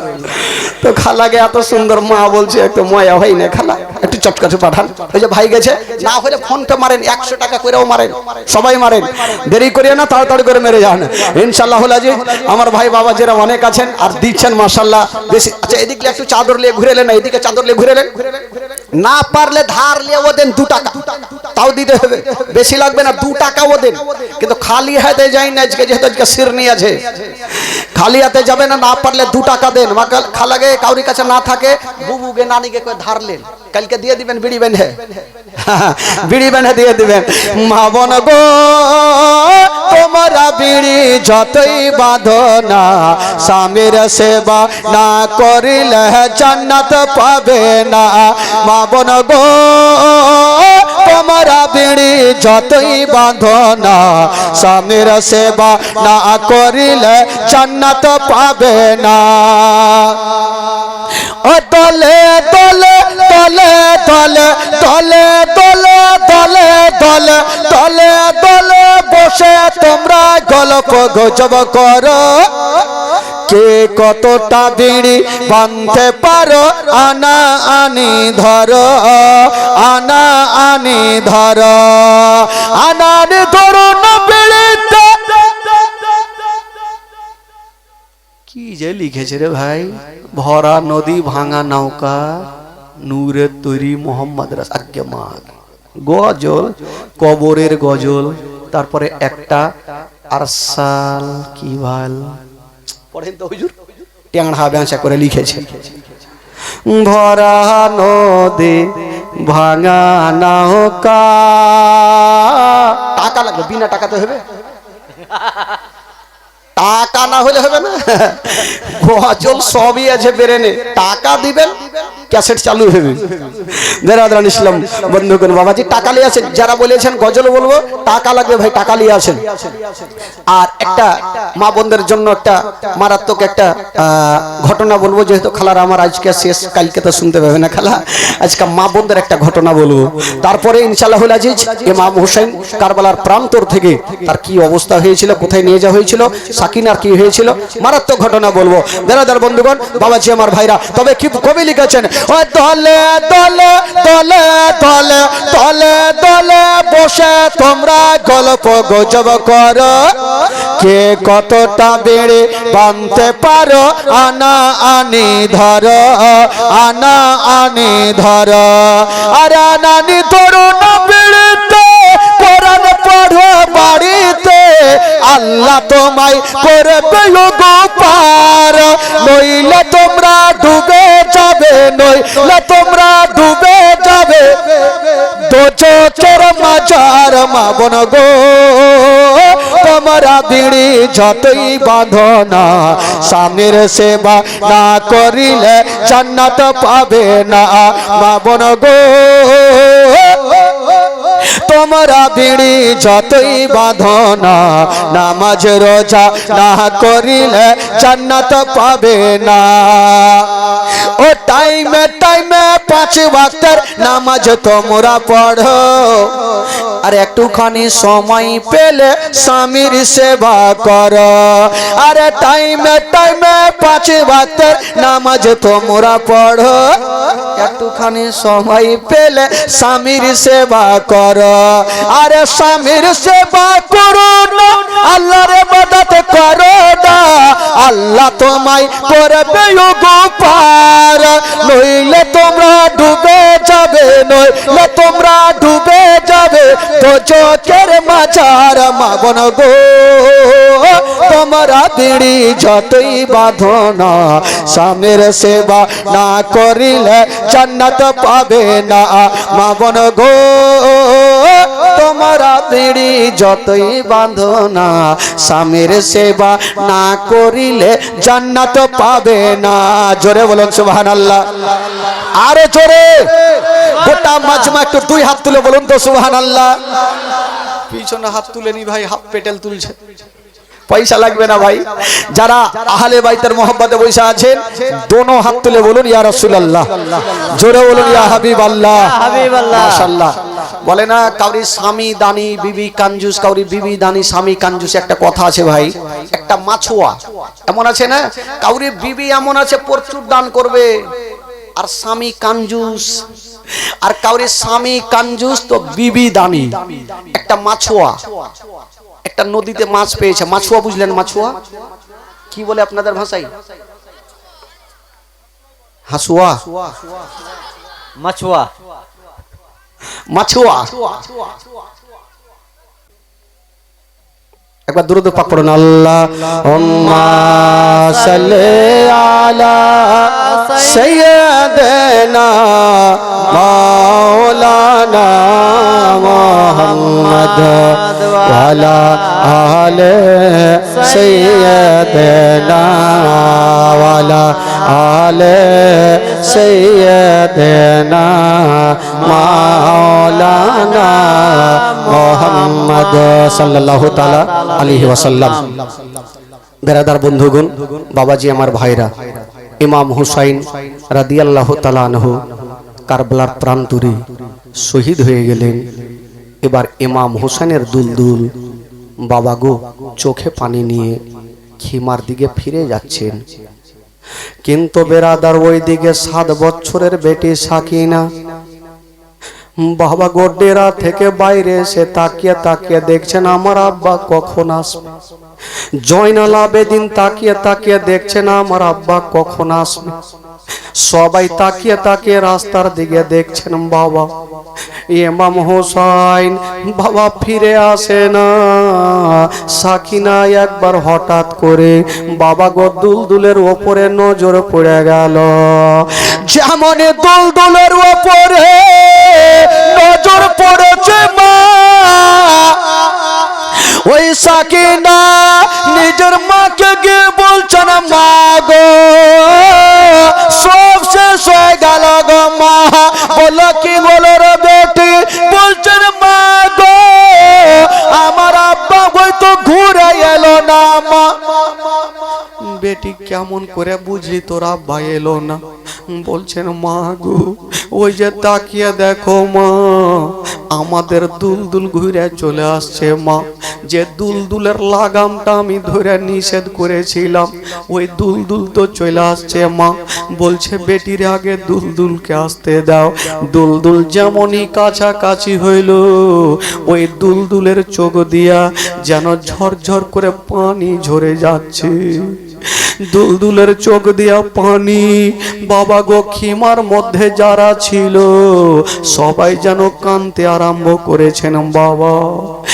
একদিকে সাকিনা কান্দে, একদিকে জয়নাল আবেদিন কান্দে, একদিকে জাইনাব কান্দে, একদিকে উম্মে কুলসুম কান্দে। সবাই যারে যার গোয়া কান্দে। বাবা গো ও গো আমার মা বোনেরা খিমার মধ্যে হাহাকার মেতে গেল। সাকিনা কাঁদছেন আর বলছেন মা গো আমার আব্বা এলো না। কবি লিখেছেন বাবা, কান্দে জয়নাব কান্দে কুলসুম কান্দে সাকিনা, কান্দে জয়নাব কান্দে কুলসুম কান্দে সাকিনা, খালে দুলদুল ফিরে এলো খালি ঘোড়া ফিরে এলো হোসেন এলো না,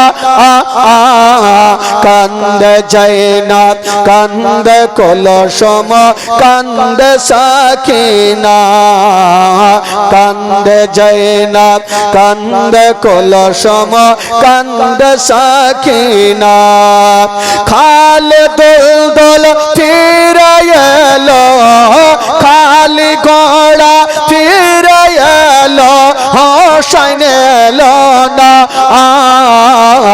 কান্দে জয়নাব কান্দে কুলসুম কান্দে সাকিনা, কান্দে জয়নাব কান্দে কুলসুম কান্দে সাকিনা।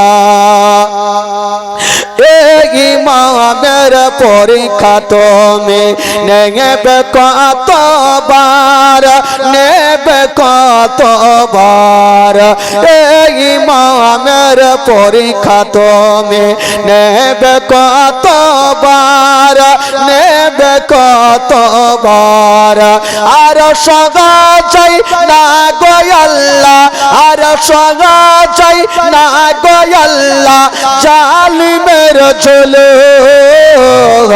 কান্দে জয়নাব কান্দে কুলসুম কান্দে সাকিনা, কান্দে জয়নাব কান্দে কুলসুম কান্দে সাকিনা, খালি দুলদুল ফিরে এলো খালি ঘোড়া ফিরে এলো হোসেন এলো না, কান্দে জয়নাব কান্দে কুলসুম কান্দে সাকিনা, কান্দে জয়নাব কান্দে কুলসুম কান্দে সাকিনা, ওই খিমার মধ্যে মাগো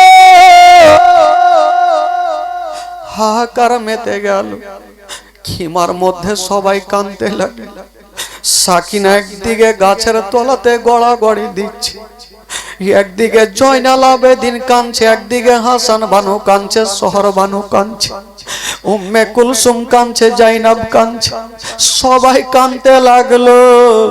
কিন্তু জাইনাব বলেছিল, ওরে আমার আহালিয়ারা তোমরা কান্দিও না, তোমরা চোখের পানি ফেলিও না, তোমরা কান্দিও না, তোমরা চোখের পানি ফেলিও না, সবাইকে সান্ত্বনা দিয়া মা জাইনাব সাকিনাকে বুকখানে ধরে বলছেন, বেটি রে কান্দিও না। সাকিনা বলছেন, ফুফু জান আমার আব্বা চলে গেল, আমাদের সারা জীবন অন্ধকার হয়ে গেল, ফুফু জান আমি কাকে আব্বা বলে ডাকবো? বাবা গো, ওই জাইনাব সাকিনাকে সান্ত্বনা দিয়া মা ঘরের মধ্যে রেখে চলে আসলেন। যেমনই ঘরের মধ্যে রেখে এসেছেন, দেখছেন সবাই যারে যার হয়ে কান্দে। জাইনাব বলছেন, কি করব আমি, কি করব, একবার কি করব? তবে বাবা গো, একবার বাইরে এসে এমন যেমনই খিমার মধ্যে যাচ্ছেন বাবা, সাকিনাকে দেখা যায় না। সাকিনা কোথায় হারিয়ে গেল? খিমার মধ্যে থেকে সাকিনা, 7 বছরের বেটি সাকিনা কোথায় পালিয়ে গেল? জাইনাব কাঁদতে লাগলো, আল্লাহ সাকিনা কোথায় চলে গেল? সাকিনাকে কেন দেখা যায় না? 7 বছরের বেটি সাকিনা হঠাৎ করে হারিয়ে গেল। ওই জাইনাব চতুর্দিকে খুঁজে বেড়াচ্ছে, চতুর্দিকে খুঁজে বেড়াচ্ছে বাবা। জাইনাব খুঁজতে খুঁজতে যেন পৌঁছে গেল যুদ্ধের ময়দানে। গিয়ে দেখছেন বাবা সাকিনা একটা লাশের ওপরে, একটা বডির ওপরে সাকিনা যেন বসে আছে, আর ডুগরে ডুগরে কাঁদছে। জাইনাব বলছেন, সাকিনা রে তুমি কেন কাঁদছো বলো?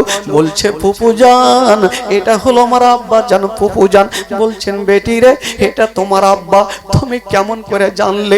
সাকিনা বলছেন ফুফু জান আমি কানতে কানতে কারবালার প্রান্তরে আব্বা আব্বা বলে ডাকছিলাম, হঠাৎ করে এই লাশ থেকে দুইখানা হাত উঠে গেছে আর আমাকে ডাকছে বেটি রে চলে আসো রে মা, চলে আসো তাড়াতাড়ি আমার বুকখানে আসো।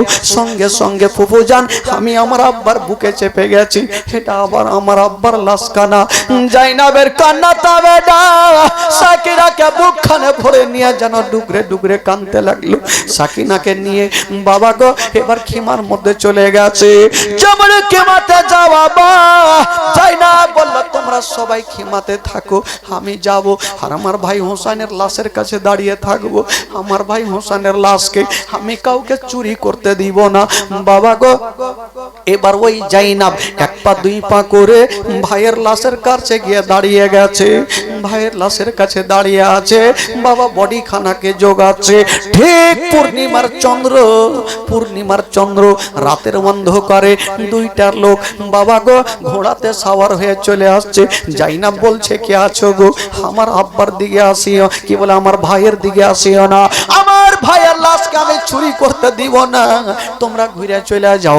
বাবা গো ঘুরে যাই না, কিন্তু সামনে চলে আসছে। জাইনাব বলছে কে আছো গো? আমি বারবার করে বলছি আমার সামনে আসিও না, আমার ভাইয়ের লাশকে চুরি করিও না, আমার ভাইকে শহীদ করে দিয়া তোমাদের মনের স্বাদ কি মিটেনি। বাবা গো এই কথা যেমনই বলতে নাই আওয়াজ চলে আসলো, বেটি জাইনাব রে, বেটি জাইনাব তুমি চিন্তা করো না রে মা, আমরা অন্যজন নাই। জাইনাব মনে করছেন আল্লাহ এটা তো আমার মায়ের গলা লাগে, এটা তো মা ফাতেমার গলা লাগে। বাবা গো সেটা কে ছিল? ওই দুলদুলের মধ্যে একজন শেরে খোদা আলী ছিল আর একজন মা ফাতেমা ছিল। দুলদুল থেকে নেমে গেল। জাইনাব বলছেন মা গো তোমাকে অনেক দিন থেকে দেখিনি মা। বলছে বেটি রে আজকে আমার বেটার পরীক্ষা দেখতে এসেছিলাম রে মা। বেটি রে আমরা সব দেখেছি মা, তবে বেটি রে ওই ছোরা খানা আমার বেটার হুলকুমে লাগেনি, ওই ছোরা খানা আমার কলেজাতে লেগেছে রে মা। জাইনাব কানতে কানতে বলছে মা গো দেরি করো না মা, আমাকে একবার বুকখানে জড়িয়ে ধরে নাও মা। মা বলছেন বেটি রে তোমাকে যদি বুকখানে ধরে নি মা তবে কিয়ামতের বাঁশি বেজে যাবে রে মা, এখন বুকখানে ধরবো না। বলছেন আব্বা গো আব্বা আপনি তো কেন এসেছিলেন আব্বা? বলছে হ্যাঁ রে বেটি আমার বেটা যখন যুদ্ধ করছিল বেটি রে আমি দাঁড়িয়ে দাঁড়িয়ে যুদ্ধ দেখছিলাম। আব্বা গো আপনি কেন হায়দারি হাত মারলেন না? বলছে বেটি রে মাস্টারেরা পরীক্ষা দেয় প্রশ্ন দেয় উত্তর দেয় না রে মা, আমি আমার বেটার পরীক্ষা দেখতেছিলাম, তবে বেটি রে আমি বুঝে গেলাম রে মা আমার হোসেন জান প্রাণ থেকে বেশি ইসলামকে ভালোবাসে। আমার বেটা হোসেন জান প্রাণ থেকে ইসলামকে ভালোবাসে। বাবা গো এবার দেখা করে নিয়া তারা চলে গেলেন। আর জাইনাব হঠাৎ করে দেখছেন বাবা খিমার দিয়ে লক্ষ্য করে দেখছেন মা খিমার মধ্যে দাও দাও করে যেন আগুন জ্বলছে, খিমার মধ্যে আগুন জ্বলছে। জাইনাব বলছেন আল্লাহ গো সব শেষ হয়ে গেল, বরবাদ হয়ে গেল, আমার সাকিনা পুড়ে ছারখার হয়ে যাবে, জয়নাল আবেদিন পুড়ে ছারখার হয়ে যাবে, কে এমন আগুন ধরিয়ে দিল। ওই জাইনাব দৌড়াতে দৌড়াতে যেমনই যাচ্ছেন বাবা সাকিনা বাইরে আছে, সবাই বাইরে আছে। জয়নাল আবেদিন এখন পর্যন্ত আগুন থেকে বের হতে পারে, জয়নাল আবেদিন বের হতে পারেনি। জাইনাব বলছেন আল্লাহ গো জয়নাল আবেদিন হয়তো আর বেঁচে নাই, আল্লাহ গো আমি আর দেরি করব না, আমি আগুনে ঝাঁপ দিয়ে দিব, আমি আগুনে পড়ে যাব। ইয়াজিদের সৈন্যরা বলছে না ও গো জাইনাব আর আগুনে পড়িও না, আগুন কাউকে চিনে না। বললেন না জয়নাল আবেদিন আগুনে পড়বে, আমি সহ্য করতে পারবো না, খোদার কসম। জাইনাব আগুনে ঝাঁপ দিয়ে দিলেন বাবা, আগুনে ঝাঁপ দিয়ে দিয়েছেন। জয়নাল আবেদিনকে টেনে নিয়ে চলে আসলো। খোদার কসম দেখা গেল জাইনাব আগুন থেকে যে বেরিয়ে আসিল কাপড়ের এখন পর্যন্ত পুড়েনি, সুবহানাল্লাহ, এখন পর্যন্ত পুড়েনি। বাবা গো জয়নাল আবেদিনকে বেরিয়ে নিয়ে চলে আসলো। তবে কত কথা বলবো মা। জাইনাব তাকিয়ে দেখছে, কাউরি দিকে দেখে, শুধু 7 বছরের বেটি সাকিনার দিকে তাকিয়ে দেখছে। সাকিনার কানের লো দিয়া কানের পাশ দিয়ে গল গল করে রক্ত ঝরছে, কানের পাশ দিয়ে সাকিনার রক্ত ঝরছে। যাই না বলছেন বেটি রে তোমার কান দিয়ে রক্ত কেন? বলছেন ফুপুজান কেমন করে বলবো, আপনি যখন আমার আব্বার লাশের কাছে ছিলেন ফুপুজান, ইয়াজিদের সৈন্যরা চলে এসেছিল, আসার পরে আমাদের উপরে অত্যাচার করেছিল। আমার কানের দুটা গোল গোল সুন্দর সুন্দর বালি ছিল, তারা আঙুল ভরে টান দিয়ে ছিঁড়ে নিয়েছিল, আমার কান পর্যন্ত ছিঁড়ে গেছে। ফুপুজান আমি সহ্য করতে পারি না। বাবা গো, ইয়াজিদের সৈন্যরা এত তাদেরকে কষ্ট দিয়েছে রে বাবা। হঠাৎ করে বন্ধুরা ওই ইয়াজিদের কি বলে ইবনে সাদের অর্ডার হয়ে গেল, সবাইকে বন্দি বানিয়ে দাও। সবাইকে বন্দি বানিয়ে দেওয়া হইল, সবাইকে জেলখানাতে ভরে দিল, সবাইকে জেলখানাতে ভরে দিয়েছেন বাবা। সাকিনা জেলের মধ্যে আছে, জয়নাল আবেদিন জেলের মধ্যে আছে, আহলে বাইতের ছেলেরা যত ছোট্ট ছোট্ট মেয়েরা ছিল সবাই জেলের মধ্যে আছে বাবা গো। তবে জেলের মধ্যে কদিন রেখেছিল বাবা গো? জেলের মধ্যে টোটাল 32 দিন রেখেছিল বাবা গো। একটা লোক যদি 32 দিন জেলের মধ্যে থাকে, পানি নাই কানা নাই পানি নাই, কেমন করে থাকবে? 32 দিন পর যখন বের করছেন বাবা, জয়নাল আবেদিন আছে, তার কোনো মাংস নাই, শুধু হাড় হাড্ডি দেখা যায়। সাকিনা আছে, মুখে কথা বলতে পারে না, কোনো মাংস শরীরে নাই, শুধু হাড্ডি দেখা যায় বাবা গো। আর কেউ কথা বলতে পারে না। এবার কি করা যাবে? তারাকে কোথায় নিয়ে যাবে? ইবনে সাদ বলল এক কাজ করো, তারাকে নিয়ে চলো ইয়াজিদের রাজধানী, ইয়াজিদের কাছে যাব। তবে যাওয়ার আগে সবাই বলল ওগো ইবনে সাদ, আমরা যে চলে যাব, ইমাম হোসেনের লাশটাকে কি করা যাবে? বলে এক কাজ করো, একখানা বল্লম নিয়ে চলে আসো, ইমাম হোসেনের মাথাখানা বল্লমের উপরে লাগিয়ে দাও, বল্লমের নোকের উপরে লাগিয়ে দাও, আর উঁচা করে যেন তাকে নিয়ে চলো, আর সবাইকে বন্দি বানিয়ে নিয়ে চলো। ও যুবকেরা, ও ঘুমা রাত্রি বেলা শুনেলেন মা, কলেজা খানা ফেটে যাবে। সবাইকে বন্দি বানিয়ে নিয়ে চলে যাচ্ছেন ইমাম হোসেনের মাথাখানা বল্লমের নোকের উপরে লাগিয়ে নিয়ে যাচ্ছেন বাবা। যেতে যেতে মা হঠাৎ করে দেখা গেল সাকিনা চলতে পারে না, সাকিনা চলতে পারে না। কি করেছিল বাবা? সাকিনা যখন চলতে পারে না, এক দুশ্মন দুরাচার সাকিনাকে একটা উট ঘোড়ার পিঠে বেঁধে দিল, টাইট করে বেঁধে দিয়েছে, আর ঘোড়া নিয়ে যাচ্ছে সাকিনাকে ঘোড়াতে নিয়ে যাচ্ছে। মা গো, ওই 7 বছরের বেটিটার কত কষ্ট হয়েছিল, কত কষ্ট হয়েছিল মা। ঘোড়ার পিঠে বাঁধা আছে মা, চলে যাচ্ছে ইমাম হোসেনের মাথাখানাকে নিয়ে যাচ্ছে। হঠাৎ করে কি এমন ঘটে গেল, ইমাম হোসেনের মাথাখানা যে বল্লমের ওপরে ছিল বাবা গো, মাথাখানা যেন জমিনে পড়ে গেল, যেমনই জমিনে পড়ে গেল। ইবনে সাদ বলল, একটা লোককে বলল যাও ইমাম হোসেনের মাথাখানাকে তুলে বল্লমের উপরে লাগিয়ে দাও।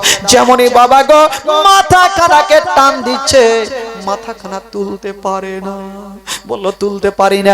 আর একটা লোক চলে আসলো, দুইজন টান দিচ্ছে, মাথাখানা তুলতে পারে না। এই করে করে 100টা লোক চলে আসছে, মাথা তুলতে পারে না। কেউ যখন তুলতে পারে না, সীমার পাপি বলল তোমরা সরে যাও, আমি মাথাটা তুলে দিব। সীমার পাপি চলে আসলো, ইমাম হোসেনের মুন্ডকে লিয়া মাথাকে মা চুলখানা ধরে টান দিচ্ছে, কোনো মতে তুলতে পারে না। ওই সীমার পাপি বলল শুনো ও আমার মালিকেরা, ইমাম হোসেনের মাথা কেউ তুলতে পারবে না, কেউ তুলতে পারবে না, একজনই তুলতে পারবে। ইমাম হোসেনের বেটা জয়নাল আবেদিনকে বলো, উনার আব্বার মাথাটা উনি তুলতে পারবে। সবাই ডাক দিচ্ছে, ওগো জয়নাল আবেদিন চলে আসো, তোমার বাপের মাথাটা তুমি তুলে দাও। জয়নাল আবেদিন বলছে আমি তুলবো না, তোমরা তুলো। বলছেন না, তোমাকে তুলতে হবে, যদি তুমি না তুলো তোমার আহলিয়া যারা আছে তাদের উপরে আমরা অত্যাচার করব। বললেন আর করিও না, আর করিও না, আমি আমার আব্বার মাথাখানাকে তুলে দিব। জয়নাল আবেদিন বাপের মাথার কাছে চলে এসেছেন বাবা। যেমনই মাথাখানা ধরতে যাবে, ইমাম হোসেনের ঠোঁটটা থেকে আওয়াজ ভেসে চলে আসছে, ঠোঁট দিয়ে কথা বলছে, বেটা জয়নাল আবেদিন রে, আমার মাথা তুলিও না রে বেটা, আমার মাথা তুলতে পারবে না। আব্বা কেন? আপনার মাথা যদি তুলতে না পারি আব্বা, তবে আমাদের উপরে আরো আক্রমণ করবে আব্বা। বলছে বেটা রে, অতক্ষণ পর্যন্ত তুলতে পারবে না। আচ্ছা একটা কথা বলো বেটা, তোমার কি বলে বহিন ওই 7 বছরের সাকিনা কোথায় আছে, আমার বেটি কোথায় আছে? বলছে আব্বা গো একটা ঘোড়ার উপরে বাঁধা আছে। বলে বেটা তাকিয়ে দেখো ঘোড়াতে নাই, তোমরা তো নিচে নিচে চলছো বেটা, আমি বল্লমের উপরে উপর থেকে দেখছিলাম আমার বেটি আর ঘোড়াতে নাই। জাইনাল আবেদিন তাকিয়ে দেখছেন ঠিকই তো কথা, সাকিনাকে আর ঘোড়াতে দেখা যায় না, কোথায় চলে গেছে, কোথায় গেছে? বলছেন বেটা রে সাকিনা যখন ঘোড়ার উপরে বাঁধা ছিল ওই দুশ্মন দুরাচারের ঘোড়া চলছিল না, যখন ঘোড়া চলছিল না উনি চাবুক ঘোড়াকে মেরেছিল, তবে চাবুক ঘোড়ার পিঠে পড়েনি, যত চাবুক পড়েছিল সাকিনার পিঠে চাবুক পড়েছে। সাকিনা মনে হয় বেঁচে নেই রে বেটা। বেটা রে তাড়াতাড়ি করে যাও, তোমার বহিন সাকিনাকে একবার তুলে নিয়ে আসো। যতক্ষণ সাকিনাকে নিয়ে আসবে না আমার মাথাকে তুলতে পারবে না। বাবা গো জয়নাল আবেদিন আর দেরি করলেন না, ছুটে চলে যাচ্ছেন। কোথায় গেল বহিন? জাইনাব ছুটে চলে যাচ্ছেন, উম্মে কুলসুম ছুটে চলে যাচ্ছেন, সবাই খুঁজছেন বাবা গো খেয়াল পাই না কোথায় গেল সাকিনা, কোথায় গেল, কোথায় গেল? হঠাৎ করে জাইনাব একটা গাছের তলাতে যাচ্ছেন, কে একজন বোরকা পরে মা বসে আছে, বলছে কে আছো গো? একটা ছোট্ট বেটি, 7 বছরের বেটিকে কি দেখেছো? এই কথা বলতে নাই ওই বোরকা পরা ওয়ালি বলছেন শোনো তুমি চিন্তা করো না, বোরখার ভিতর থেকে সাকিনাকে বের করে দিয়েছে। জাইনাব বলছে কে আছো তুমি গো?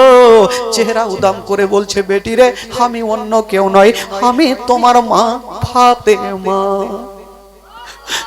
আমি তোমার মা ফাতেমা। বেটি রে আমি সহ্য করতে পারলাম না, আমি সাকিনাকে দেখে থাকতে পারলাম না, ছুটে চলে আসলাম রে মা। মা গো জাইনাব বলছেন মা গো আর কেমন করে কত জ্বালা সহ্য করব মা, আর সহ্য করতে পারি না। সাকিনাকে দেখছো মা, সাকিনা মুখে কথা বলতে পারে না, মুখে কথা বলতে পারে না। বাবা গো পিঠের চামড়াগুলো উড়ে গেছে, পিঠে শুধু মাংস নাই, শুধু রক্তাক্ত হয়ে গেছে। এবার সাকিনাকে নিয়ে যাওয়া হইলো। যেমনই সাকিনা গিয়েছেন বাবা জয়নাল আবেদিন দেরি করলেন না, বাপের মাথাখানাকে তুললেন, সঙ্গে সঙ্গে মাথাখানা উঠে গেল, আবার বল্লমের নখের উপরে রেখে দিয়েছেন বাবা। ও যুবকেরা এবার বল্লমের নখের উপরে রেখে দিয়ে নিয়ে চলে যাচ্ছেন, চলে যাচ্ছেন, চলে যাচ্ছেন। হঠাৎ করে একটা জায়গাতে পৌঁছে গেল, একটা ইহুদি দৌড়িয়ে চলে আসলো, হ্যাঁ গো ইমাম হোসেনের মাথাকে তুমি কোথায় নিয়ে যাবে?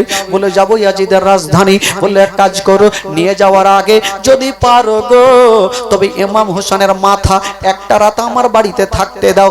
মূল্য কি দেবে? বললো যদি ইমাম হোসেনের মাথা একটা রাত আমার বাড়িতে থাকতে দাও তবে ইহুদি বলছে শোনো আমি তোমাদের 10,000 টাকা দিব। ইবনে সাদ বলল যদি একটা রাত্রে মাথা রেখে যদি 10,000 টাকা পাই তবে কেমন করে রাখবো না। বলল ঠিক আছে নিয়ে যাও। তবে বাবা গো ওই ইহুদি ইমাম হোসেনের মাথা খানাকে নিয়ে ঘরের মধ্যে চলে গেছেন বাবা। যেমনই ঘরে রেখে দিয়েছেন একটু ধুলাগুলা পরিষ্কার করে যেমনই রেখেছেন বাবা গো ওই ইমাম হোসেনের ওই বাবা গো চেহারা থেকে নূর বের হয়ে গেল, আর ওই গোটা ইহুদির ঘর আলো হয়ে গেল। সুবহানাল্লাহ সুবহানাল্লাহ, জোরে বলুন সুবহানাল্লাহ সুবহানাল্লাহ। ইহুদির গোটা ঘর আলো হয়ে গেল। ইহুদি বলল বাবা গো ওই ইমাম হোসেনের মাথাকে সামনে রেখে সাক্ষী দিয়ে বাবা গো আমার নবীর কালেমা পড়ে মুসলমান হয়ে গেল।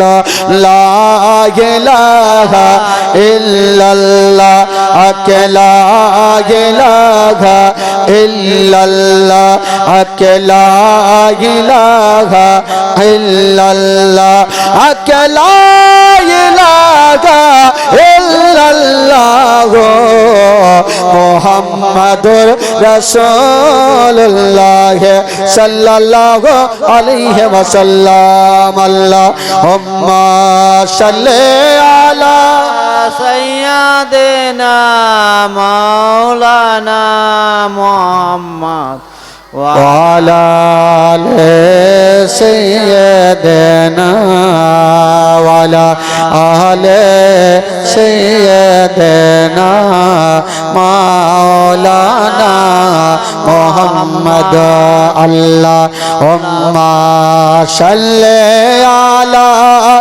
سيدنا مولانا محمد ওয়ালা আহলে সাইয়্যিদিনা ওয়ালা আহলে সাইয়্যিদিনা মাওলানা মুহাম্মদ সাল্লাল্লাহু তাআলা আলাইহি ওয়াসাল্লাম।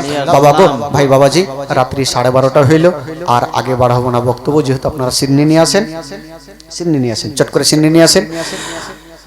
হ্যাঁ, সিন্নি নিয়ে আসেন। আর সিন্নি চলে এসে নাকি সামনে?